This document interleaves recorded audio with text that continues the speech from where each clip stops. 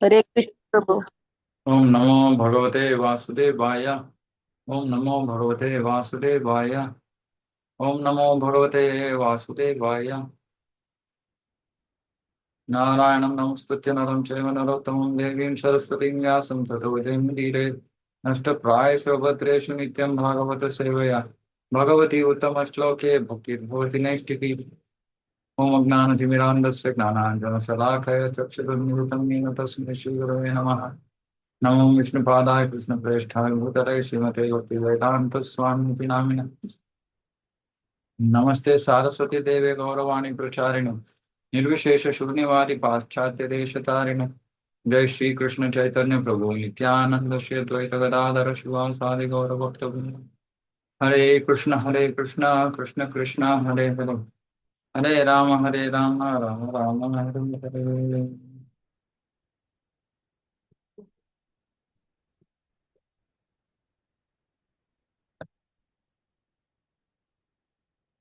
ಚಂದ ಒಂದು ಅಧ್ಯಾಯ 4 ಶ್ಲೋಕ 6.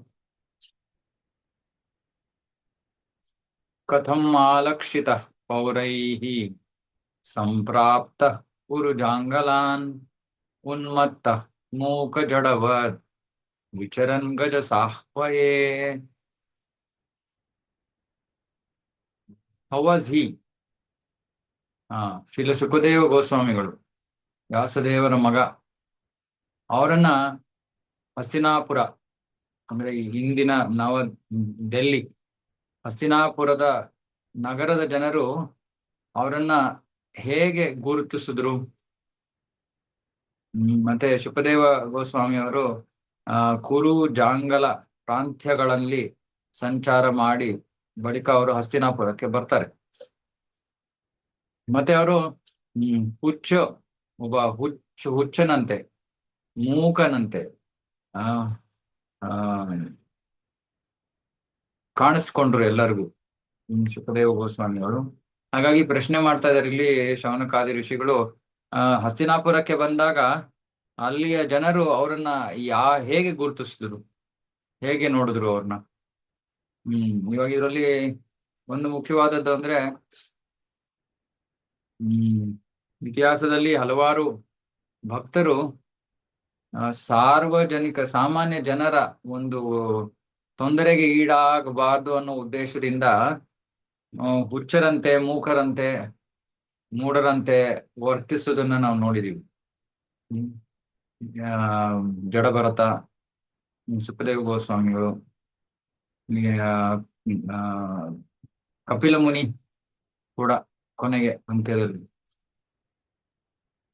ಉದ್ದೇಶ ಯಾರು ತೊಂದರೆ ಕೊಡಬಾರ್ದು, ಅವರು ತಮ್ಮ ಕೃಷ್ಣ ಪ್ರಜ್ಞೆಯಲ್ಲಿ ಯಾವ ಡಿಸ್ಟರ್ಬೆನ್ಸ್ ಇಲ್ಲದೆ ಇರೋದಕ್ಕೆ ಇಚ್ಛೆಪಟ್ಟು ಆ ರೀತಿ ಜನಸಾಮಾನ್ಯರ ಮುಂದೆ ಆ ರೀತಿ ಅವರು ವರ್ತಿಸ್ತಾ ಇದ್ರು. ಭಾವಾರ್ಥ: ಇವತ್ತಿನ ದೆಹಲಿ ಅನ್ನೋ ಒಂದು ನಗರ ಹಿಂದೆ ಆಗ ಹಸ್ತಿನಾಪುರ ಅಂತ ಅದಕ್ಕೆ ಹೆಸರಿತ್ತು. ಯಾಕಂದ್ರೆ ಹಸ್ತಿ ಅನ್ನೋ ಒಬ್ಬ ರಾಜ ಅದನ್ನ ಸ್ಥಾಪನೆ ಮಾಡಿದ್ದು. ಶುಕದೇವ ಗೋಸ್ವಾಮಿಯವರು ತಮ್ಮ ಮನೆಯನ್ನ, ತಂದೆಯವರ ಮನೆಯನ್ನ ಬಿಟ್ಟ ಬಳಿಕ ಎಲ್ಲ ಕಡೆ ಅವರು ಹುಚ್ಚರಂತೆ ಸುಮ್ಮನೆ ಸುತ್ತಾಡ್ತಾ ಇದ್ರು. ಹಾಗಾಗಿ ಸಾಮಾನ್ಯ ಜನರಿಗೆ ಅವರ ಒಂದು ಶ್ರೇಷ್ಠ ಸ್ಥಾನ ಗೊತ್ತಾಗ್ತಾ ಇರ್ಲಿಲ್ಲ. ಯಾರೋ ಹುಚ್ಚ ಇರ್ಬೇಕು ಅಂತ ಅನ್ಕೊಂಡ್ಬಿಡ್ತಾ ಇದ್ರು. ಹಾಗಾಗಿ ಇಲ್ಲಿ ಪ್ರಭುಪಾದರು ಒಂದು ಬಹಳ ಮುಖ್ಯವಾದ ವಿಷಯವನ್ನ ಹೇಳ್ತಾ ಇದ್ದಾರೆ. ಒಬ್ಬ ಋಷಿ ಅವನನ್ನ ನೋಡಿ ಗುರುತಿಸಬಾರ್ದು, ಅವನಿಂದ ಶ್ರವಣ ಮಾಡಿ ಗುರುತಿಸ್ಬೇಕು. ಅದು ವಿಶೇಷವಾಗಿ ಕಲಿಯುಗದಲ್ಲಿ ವಸ್ತ್ರವನ್ನ ಧರಿಸೋರು ಬೇಕಾದಷ್ಟು ಜನ ಇದ್ದಾರೆ. ಸನ್ಯಾಸಿಗಳ ವಸ್ತ್ರವನ್ನ ಧರಿಸುವಂತವರು ಬೇಕಾದಷ್ಟು ಜನ ಇದ್ದಾರೆ. ಅದೇ ನಿಜವಾದ ಸನ್ಯಾಸಿಗಳು, ನಿಜವಾದ ಭಕ್ತರು, ಅವರು ಬಾಯಿ ಬಿಟ್ಟಾಗ ಮಾತ್ರ ನಮಗೆ ಗೊತ್ತಾಗುತ್ತೆ.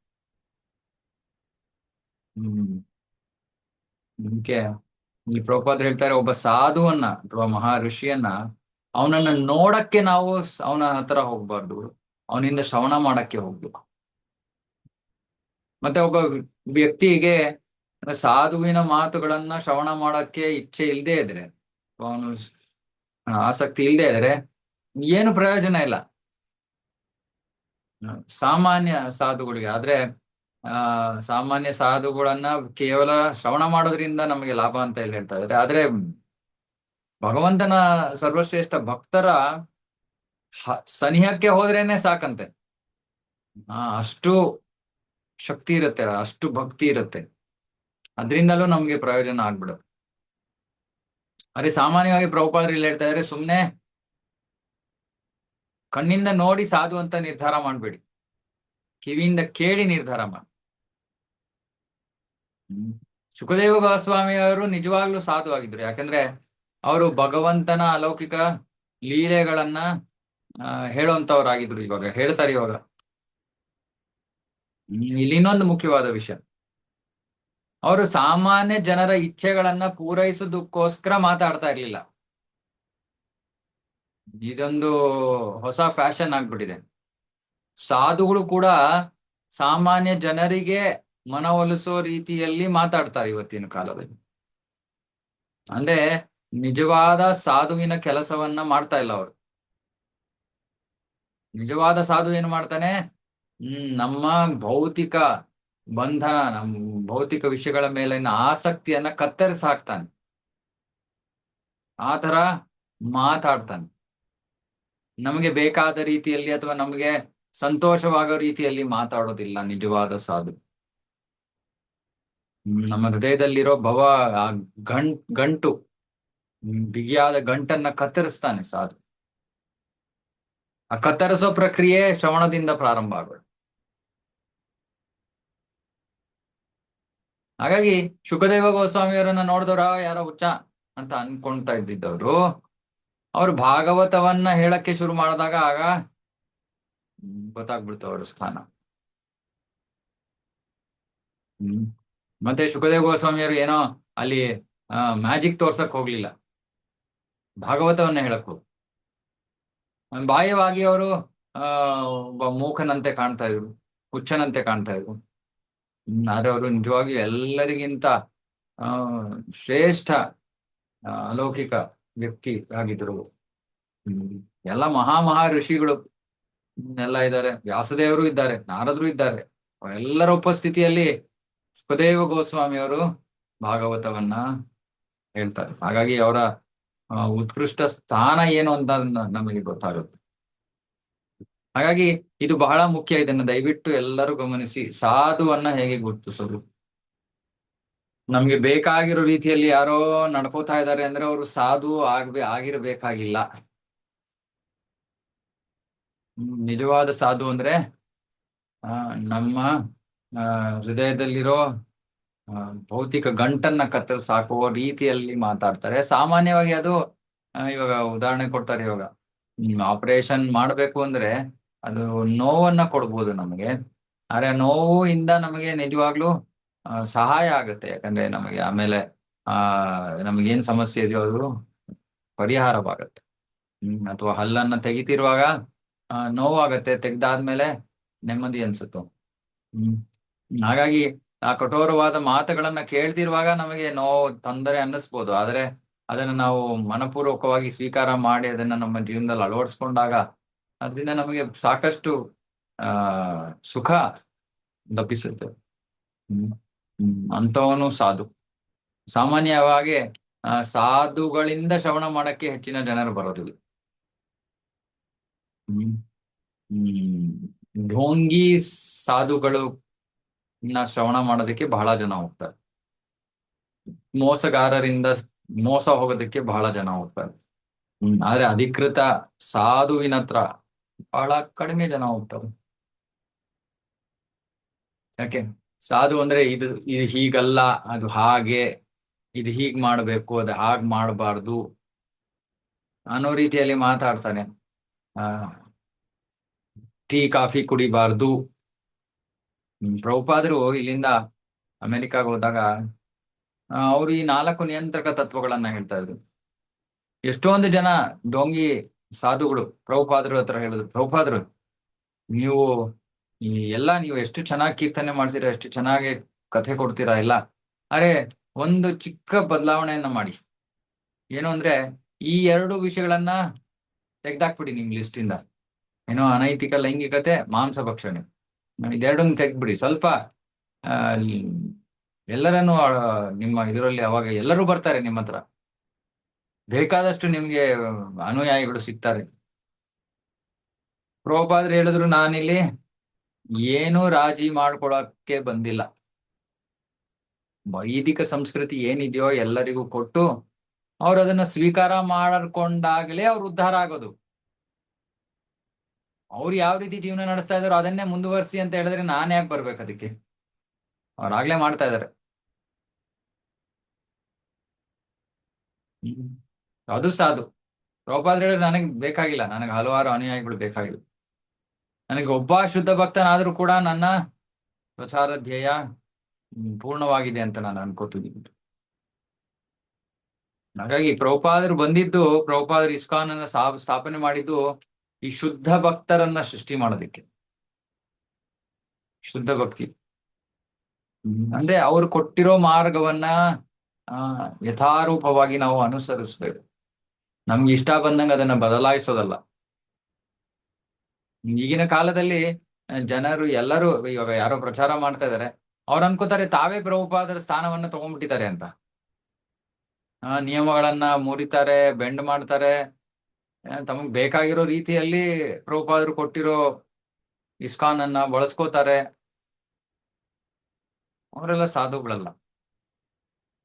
ಅವರೆಲ್ಲ ಸ್ಥಾನ ಮಾನ ಇವುಗಳ ಹಿಂದೆ ಓಡ್ತಾ ಇರೋಂಥವ್ರು. ಇಂಥವ್ರಿಂದ ಶ್ರವಣ ಮಾಡಿದ್ರೆ ಏನು ಪ್ರಯೋಜನ ಇಲ್ಲ, ಮೋಸ ಹೋಗ್ತಾ ಇದೀವಿ ಅಷ್ಟೇ. ಹ್ಮ್. ಸಾಧು ಅಂದ್ರೆ ಯಾರು ಅನ್ನೋದು ಗೊತ್ತಾಯ್ತು ಇವತ್ತು. ಶ್ಲೋಕ 7. ಕಥಂ ವಾ ಪಾಂಡವೇಯಸ್ಯ ರಾಜರ್ಷೇರ್ಮುನಿನಾ ಸಹ ಸಂವಾದ ಸಮಭೂತಾತ ಯತ್ರೈಷಾ ಸಾತ್ವತಿ ಶ್ರುತಿ. ಪರೀಕ್ಷಿತ ಮಹಾರಾಜ ಹೇಗೆ ಈ ಮಹರ್ಷಿಗಳನ್ನ ಭೇಟಿ ಮಾಡಿದ್ರು? ಅವ್ರು ಭೇಟಿ ಮಾಡಿದಾಗ ಈ ಭಾಗವತ, ಎಲ್ಲ ವೇದಗಳ ಸಾರ, ಅಲೌಕಿಕ ಸಾರವಾದ ಭಾಗವತ ವನ್ನ ಆ ಮಹಾಮುನಿಗಳು ಹಾಡ್ತಾರೆ ಪರೀಕ್ಷಿತ ಮಹಾರಾಜರ ಮುಂದೆ. ಹ್ಮ್. ಆದ್ರೆ ಪರೀಕ್ಷಿತ ಮಹಾರಾಜರು ಇವರನ್ನ ಹೇಗೆ ಭೇಟಿ ಮಾಡಿದ್ರು? ಅದಕ್ಕೆ ಏನು ಸನ್ನಿವೇಶ, ಯಾಕೆ ಹಂಗೆ ಸೃಷ್ಟಿ ಆಯ್ತು ಅನ್ನೋ ಪ್ರಶ್ನೆ. ಭಾಗವತವನ್ನ ಇಲ್ಲಿ ವೇದಗಳ ಸಾರ ಅಂತ ಹೇಳ್ತಾ ಇದ್ದಾರೆ. ಹ್ಮ್. ಏನೋ ಕಾಲ್ಪನಿಕ, ಏನೋ ಕಥೆ ಅಲ್ಲ, ಕಟ್ಟುಕತೆ ಅಲ್ಲ ಇದು. ಕೆಲವ್ರು ಹೇಳ್ತಾರೆ ಆ ಭಾಗವತನ ಇಲ್ಲ, ಯಾರೋ ಸುಮ್ನೆ ಕಲ್ಪಿಸ್ಕೊಂಡಿರುವಂತ ಕಥೆ ಅಂತ. ಇಲ್ಲ, ವೇದಗಳ ಸಾರ. ಮತ್ತೆ ಇದನ್ನ ಶುಕ ಸಂಹಿತ ಅಂತಾನು ಕರೀತಾರೆ. ಅಂದ್ರೆ ಶುಕದೇವ ಗೋಸ್ವಾಮಿ ಅವರು ನೀಡಿದಂತ ಒಂದು ಕೃತಿ, ವೈದಿಕ ಕೃತಿ ಅಂತ. ಅದಕ್ಕೆ ಶುಕ ಸಂಹಿತ ಅಂತ ಹೆಸರಿದೆ. ಶ್ಲೋಕ 8. ಸಗೋದೋಹನ ಮಾತ್ರಂ ಹಿ ಗೃಹೇಶು ಗೃಹ ಮೇಧಿನಾಂ ಅವೇಕ್ಷತೆ ಮಹಾಭಾಗ ತೀರ್ಥಿ ಕುರ್ವಂಸ್ತದಾಶ್ರಮಂ. ಇವಾಗ ಸಾಧುವಿನ ಇನ್ನೊಂದು ಗುಣಲಕ್ಷಣ. ಶುಕದೇವ ಗೋಸ್ವಾಮಿಯವರು ಒಬ್ಬ ಗೃಹಸ್ಥನ ಮನೆಯಲ್ಲಿ ಹಸುವಿನ ಹಾಲು ಕರೆಯೋ ಅಷ್ಟು ಸಮಯ ಮಾತ್ರ ಉಳಿತಾ ಇದ್ರು. ಹಾಲು ಕರೆಯೋದಕ್ಕೆ ಎಷ್ಟು ಸಮಯ ಬೇಕೋ ಅಷ್ಟೊತ್ತು ಮಾತ್ರ, ಅಂದ್ರೆ ಆ ಹಾಲನ್ನ ಸ್ವೀಕಾರ ಮಾಡಿ ಹೊರಟೋಗೋದು ಅಷ್ಟೇ. ಮತ್ತೆ ಅವ್ರು ಯಾಕೆ ಹೋಗ್ತಾ ಇದ್ರು ಗೃಹಸ್ಥರ ಮನೆಗೆ? ಅವರ ಸೌಕರ್ಯಗಳನ್ನ ಉಪಯೋಗಿಸ್ಕೊಳಕ್ಕಲ್ಲ, ಅವರಿಂದ ಹಣ ತಗೊಳೋದಕ್ಕಲ್ಲ. ಆ ಒಂದು ಮನೆಯನ್ನ, ಆಶ್ರಮವನ್ನ ತೀರ್ಥಿ ಅಂದ್ರೆ ಶುದ್ಧೀಕರಿಸೋದಕ್ಕೋಸ್ಕರ. ಅಂದ್ರೆ ನಾವ್ ಇನ್ನೊಂದು ವಿಷಯ ತಿಳ್ಕೋಬಹುದು, ಸಾಧುಗಳು, ವೈಷ್ಣವರು ನಮ್ಮ ಮನೆಯನ್ನ ಪ್ರವೇಶ ಮಾಡಿದ್ರೆ ನಮ್ಮ ಮನೆ ಪವಿತ್ರವಾಯಿತು ಅಂತ ಅರ್ಥ. ನಿಜವಾದ ಸಾಧುಗಳು ನಮ್ಮಿಂದ ಏನು ತಗೊಳಕ್ಕೆ ಬರೋದಿಲ್ಲ, ಕೊಡಕ್ಕೆ ಬರ್ತಾರೆ. ನಮ್ಮ ಜೀವನವನ್ನ ಬದಲಾಯಿಸಕ್ಕೆ ಬರ್ತಾರೆ. ನಮ್ಮ ಜೀವನದಲ್ಲಿ ಅವರು ಅವ್ರಿಗೇನೋ ಅವಶ್ಯಕತೆ ಇದೆ, ವೈಯಕ್ತಿಕ ಆ ಏನನ್ನು ಪೂರೈಸ್ಕೊಳ್ಳೋಕ್ಕೋಸ್ಕರ ಅವರು ಗೃಹಸ್ಥರ ಮನೆಗೆ ಬರಲ್ಲ. ಭಾವಾರ್ಥ: ಶುಕದೇವ ಗೋಸ್ವಾಮಿಯವರು ಪರೀಕ್ಷಿತ ಮಹಾರಾಜನನ್ನ ಭೇಟಿ ಮಾಡಿದ್ರು. ಭೇಟಿ ಮಾಡಿ ಈ ಶ್ರೀಮದ್ ಭಾಗವತವನ್ನ ವರ್ಣಿಸ್ತಾರೆ. ಹಾಗಾಗಿ ಅರ್ಧ ಗಂಟೆ ಹಾಲನ್ನ ಹಸುವಿನಿಂದ ಹಾಲು ಕರೆಯೋದಕ್ಕೆ ಎಷ್ಟು ಸಮಯ ಸಿಗುತ್ತೆ ಬೇಕಾಗತ್ತೆ? ಅರ್ಧ ಗಂಟೆ ಅಂತ ಪ್ರಭುಪಾದ ಬಿಡ್ತಾರೆ. ಒಬ್ಬ ಗೃಹಸ್ಥನ ಮನೆಯಲ್ಲಿ ಅವರು ಅರ್ಧ ಗಂಟೆಗಿಂತ ಹೆಚ್ಚು ಇರ್ತಾ ಇರ್ಲಿಲ್ಲ. ಮತ್ತೆ ಯಾರು ಭಾಗ್ಯಶಾಲಿಗಳೋ ಅಂತಹ ಗೃಹಸ್ಥರಿಂದ ಸ್ವಲ್ಪ ಭಿಕ್ಷೆಯನ್ನ ಸ್ವೀಕಾರ ಮಾಡ್ತಾರೆ. ಅದರ ಉದ್ದೇಶ ಏನು?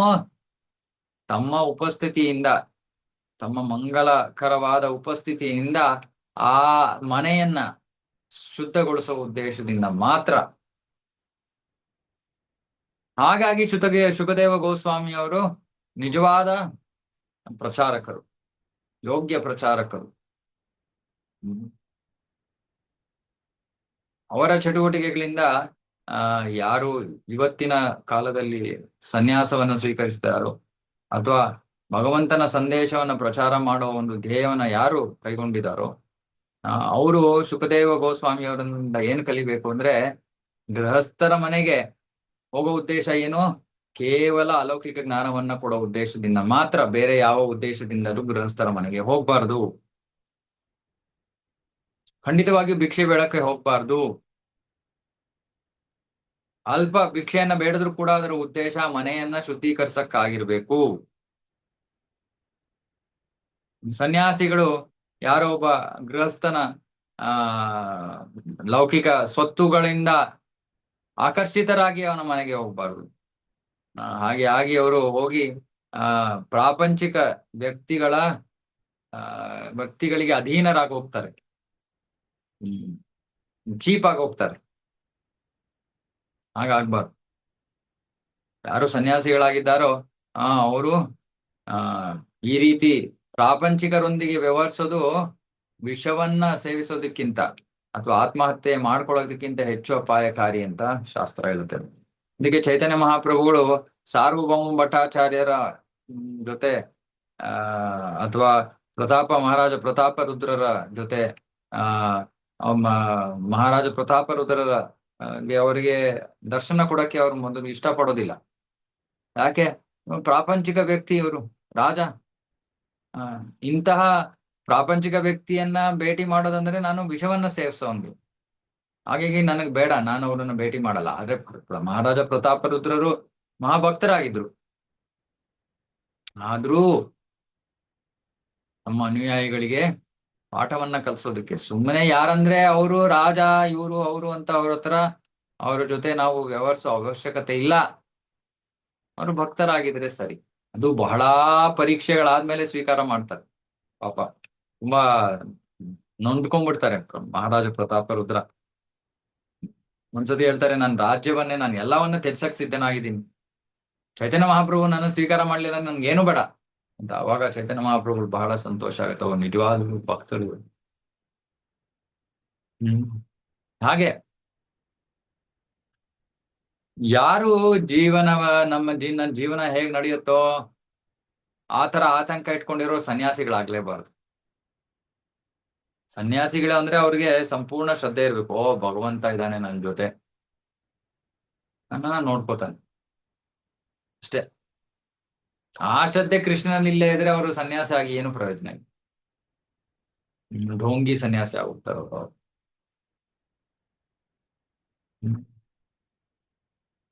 ಸೊ ಎರಡು ವಿಷಯಗಳು. ಗೃಹಸ್ಥರಾಗಿ ನಾವು ಇಂತಹ ಶ್ರೇಷ್ಠ ವೈಷ್ಣವರನ್ನ ನಮ್ಮ ಮನೆಗೆ ಆಹ್ವಾನಿಸ್ಬೇಕು, ಅದು ನಮ್ಮ ಕರ್ತವ್ಯ. ಶ್ರೇಷ್ಠ ವೈಷ್ಣವರು ತಮಗೋಸ್ಕರ ಏನೋ ಪಡ್ಕೊಳ್ಳೋ ಉದ್ದೇಶದಿಂದ ಯಾರ ಮನೆಗೂ ಹೋಗ್ಬಾರ್ದು. ಅಂಥದನ್ನ ನಾವು ಗುರುತಿಸಿದಾಗ ಅವರು ಡೋಂಗಿ ಅನ್ನೋದು ನಮಗೆ ಗೊತ್ತಾಗ್ಬೇಕು. ವಿಷಯ.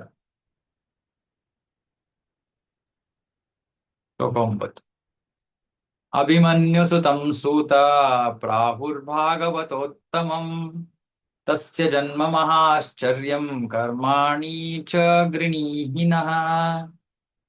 ಇಷ್ಟೊತ್ತು ಶುಕದೇವ ಗೋಸ್ವಾಮಿ ಅವರ ಬಗ್ಗೆ ಕೇಳ್ತಾ ಇದ್ರು. ಇವಾಗ ಪರೀಕ್ಷಿತ ಮಹಾರಾಜರ ಬಗ್ಗೆ. ಶುಕದೇವ ಗೋಸ್ವಾಮಿ ಅವರ ಗುಣಗಾನ ಮಾಡಾಯ್ತು. ಇವಾಗ ಮಹಾರಾಜ ಪರೀಕ್ಷಿತರ ಗುಣಗಾನ. ಇಲ್ಲಿ ಹೇಳ್ತಾ ಇದ್ದಾರೆ, ಮಹಾರಾಜ ಪರೀಕ್ಷಿತ ಮೊದಲ ದರ್ಜೆಯ ಭಕ್ತರಾಗಿದ್ರು. ಮತ್ತೆ ಅವರ ಜನ್ಮ ಮತ್ತೆ ಕಾರ್ಯಗಳೆಲ್ಲವೂ ಕೂಡ ಅದ್ಭುತವಾಗಿತ್ತು. ದಯವಿಟ್ಟು ಅವರ ಬಗ್ಗೆ ಏನೋ ನಮ್ಗೆ ಹೇಳಿ. ಇದು ಬಹಳ ಮುಖ್ಯವಾದದ್ದು. ನಾವು ಭಗವಂತನ ಬಗ್ಗೆ ಮಾತ್ರ ಅಲ್ಲ, ಮಹಾಭಕ್ತರ ಬಗ್ಗೆ ಕೂಡ ಶ್ರವಣ ಮಾಡ್ಬೇಕು. ಪ್ರಭುಪಾದರ ಬಗ್ಗೆ ಶ್ರವಣ ಮಾಡ್ಬೇಕು ನಾವು ಮೊದಲು. ಪ್ರಭುಪಾದರ ಜೀವನ ಚರಿತ್ರೆಯ ಬಗ್ಗೆ ಭಕ್ತರು ಬರೆದಿದ್ದಾರೆ. ಸತ್ಸ್ವರೂಪ್ ದಾಸ್ ಗೋಸ್ವಾಮಿ ಮಹಾರಾಜರು ಅವರು ಬರೆದಿದ್ದಾರೆ. ಅದನ್ನ ಓದ್ಬೇಕು ಎಲ್ಲರೂ. ಕನ್ನಡದಲ್ಲೂ ಇದೆ, ಅದು ಇಂಗ್ಲಿಷಲ್ಲಿದೆ, ಎಲ್ಲಾ ಭಾಷೆನಲ್ಲೂ ಇದೆ. ಎಲ್ಲರೂ ಓದ್ಬೇಕು. ಇನ್ನೂ ಎಷ್ಟೊಂದು ಪುಸ್ತಕಗಳು ಬಂದಿವೆ, ಕನ್ನಡದಲ್ಲಿ ಎಲ್ಲ ಅನುವಾದ ಆಗಿಲ್ಲ. ಇಂಗ್ಲಿಷಲ್ಲಿ ಬೇಕಾದಷ್ಟು ಪುಸ್ತಕಗಳಿವೆ ಪ್ರಭುಪಾದರ ಬಗ್ಗೆ. ಯಾಕೆಂದ್ರೆ ಭಗವಂತನಿಗೆ ತನ್ನ ಗುಣಗಾನಕ್ಕಿಂತ ತನ್ನ ಭಕ್ತರ ಗುಣಗಾನ ಹೆಚ್ಚು ಆನಂದವನ್ನ ನೀಡುತ್ತೆ. ಹಾಗಾಗಿ ಇಲ್ಲಿ ಕೇಳ್ತಾ ಇದ್ದಾರೆ, ದಯವಿಟ್ಟು ಪರೀಕ್ಷಿತ ಮಹಾರಾಜರ ಬಗ್ಗೆನೂ ಹೇಳಿ. ಪರೀಕ್ಷಿತ ಮಹಾರಾಜನ ಜನ್ಮ ಬಹಳ ಅದ್ಭುತವಾದದ್ದು. ಅದನ್ನ ನಾವು ಆಮೇಲೆ ನೋಡ್ತೀವಿ. ಅವರು ತಮ್ಮ ತಾಯಿಯ ಗರ್ಭದಲ್ಲಿದ್ದಾಗಲೇ ಭಗವಂತ ಕೃಷ್ಣ ಅವರನ್ನ ರಕ್ಷಿಸ್ತಾನೆ. ಮತ್ತೆ ಅವರ ಚಟುವಟಿಕೆಗಳು ಅದ್ಭುತವಾದವು. ಯಾಕಂದ್ರೆ ಕಲಿಯನ್ನ ಅವರು ದಂಡಿಸ್ತಾರೆ. ಕಲಿ ಒಬ್ಬ ಹಸುವನ್ನ ಕೊಲ್ಲೋದಕ್ಕೆ ಪ್ರಯತ್ನ ಮಾಡ್ತಾ ಇರ್ತಾನೆ. ಹಾಗಾಗಿ ಇವರ ಚಟುವಟಿಕೆಗಳು ಅದ್ಭುತವಾದವು, ಜನ್ಮವೂ ಅದ್ಭುತವಾದದ್ದು. ಮತ್ತೆ ಇಲ್ಲಿ ವಿಶೇಷವಾಗಿ ಪ್ರಭುಪಾದರು ಗೋ ಹತ್ಯೆಯ ಬಗ್ಗೆ ಇಲ್ಲಿ ಮಾತಾಡ್ತಾ ಇದ್ದಾರೆ. ಗೋ ಹತ್ಯೆ ಅಂದ್ರೆ ಮಾನವ ಸಮಾಜದ ಅಂತ್ಯ. ಹಾಗಾಗಿ ಕಲಿ ಇಂತಹ ಪಾಪ ಕೃತ್ಯವನ್ನ ಮಾಡ್ತಾ ಇದ್ದಾಗ ಪರೀಕ್ಷಿತ ಮಹಾರಾಜರು ಆ ಹಸುವನ್ನ ರಕ್ಷಿಸೋ ಒಂದು ಪ್ರಯತ್ನವನ್ನ ಮಾಡ್ತಾರೆ. ಮತ್ತೆ ಅವರ ಮರಣವೂ ಕೂಡ ಅದ್ಭುತವಾದದ್ದು. ಜನ್ಮ ಅದ್ಭುತ, ಕಾರ್ಯಗಳು ಅದ್ಭುತ, ಮರಣವೂ ಅದ್ಭುತ. ಯಾಕೆ ಇವರಿಗೆ ಮಾತ್ರ ಮರಣಕ್ಕೆ ಎಷ್ಟು ಸಮಯ ಇದೆ ಅನ್ನೋ ನೋಟಿಸ್ ಸಿಕ್ತು. ಯಾವುದೇ ಮರ್ತ್ಯ ಜೀವಿಗೆ, ಅಂದ್ರೆ ಯಾರಿಗೆ ಜನ್ಮ ಮರಣ ಅಂತ ಇದೆಯೋ ಅಂತಹ ಜೀವಿಗೆ ಇದು ಅದ್ಭುತವಾದ ವಿಷಯ. ಯಾರಿಗೆ ಸಿಗುತ್ತೆ ಸಂದೇಶ? ನಿಮ್ಗೆ ಇಷ್ಟು ಸಮಯ ಇದೆ ಜೀವನದಲ್ಲಿ, 7 ದಿನಗಳಿದೆ ಅಂತ ಗೊತ್ತಾಯ್ತು ಅವ್ರಿಗೆ. ಹಾಗಾಗಿ ಅವರು ತಮ್ಮ ಶರೀರವನ್ನ ಯಾವ ರೀತಿ ಬಿಡಬೇಕು ಅನ್ನೋದನ್ನ ನಿರ್ಧಾರ ಮಾಡಿ ಭಗವಂತನ ಅಲೌಕಿಕ ಚಟುವಟಿಕೆಗಳ ಬಗ್ಗೆ ಶ್ರವಣ ಮಾಡುವ ಉದ್ದೇಶದಿಂದ ಗಂಗೆಯ ದಡದಲ್ಲಿ ಬಂದು ಕೂತ್ಕೋತಾರೆ. ಮತ್ತೆ ಆ ರೀತಿ ತಮ್ಮ ಪ್ರಾಣವನ್ನ ತ್ಯಜಿಸಬೇಕು ಅಂತ ನಿರ್ಧಾರ ಮಾಡ್ತಾರೆ. ಇದು ಬಹಳ ಬಹಳ ಮುಖ್ಯ. ಯಾರು ಮನೆಗಳಲ್ಲಿ ಈ ತರ ಸ್ಥಿತಿಯಲ್ಲಿ ಇದ್ರೆ ಜನರು ದಯವಿಟ್ಟು ಅವರಿಗೆ ಮೊದಲು ಪ್ರಭುಪಾದರ ಹರೇ ಕೃಷ್ಣ ಮಹಾಮಂತ್ರ ಬಾಕ್ಸ್ ಇದೆ, ಧ್ರುನ್ ಬಾಕ್ಸ್, ಅದನ್ನ ಹಾಕಿ ಅವ್ರ ಹತ್ರ ಯಾವಾಗ್ಲೂ ಪ್ರಭುಪಾದರ ಧ್ವನಿ ಹರೇ ಕೃಷ್ಣ ಮಹಾಮಂತ್ರ ಅವರಿಗೆ ಕೇಳ್ತಾ ಇರ್ಲಿ. ಮೊದಲನೇದು. ಎರಡನೇದು, ಸುಮ್ಮನೆ ಅವರಿಗೆ ಕೇಳುತ್ತೋ ಬಿಡುತ್ತೋ ಭಾಗವತ ಅಧ್ಯಯನವನ್ನ ಮಾಡೋದು ಕೂಡ ಬಹಳ ಒಳ್ಳೇದು. ಒಂದು ಚೂರು ಅದು ಏನಾದ್ರು ಆಕಸ್ಮಿಕವಾಗಿ ಆದ್ರೂ ಭಗವಂತನ ಕೃಪೆಯಿಂದ ಆ ಜೀವಿಗೆ ಭಾಗವತ ಕಿವಿಗೆ ಬಿತ್ತು ಅಂದ್ರೆ ಅದು ಕೂಡ ಬಹಳ ಶ್ರೇಷ್ಠ.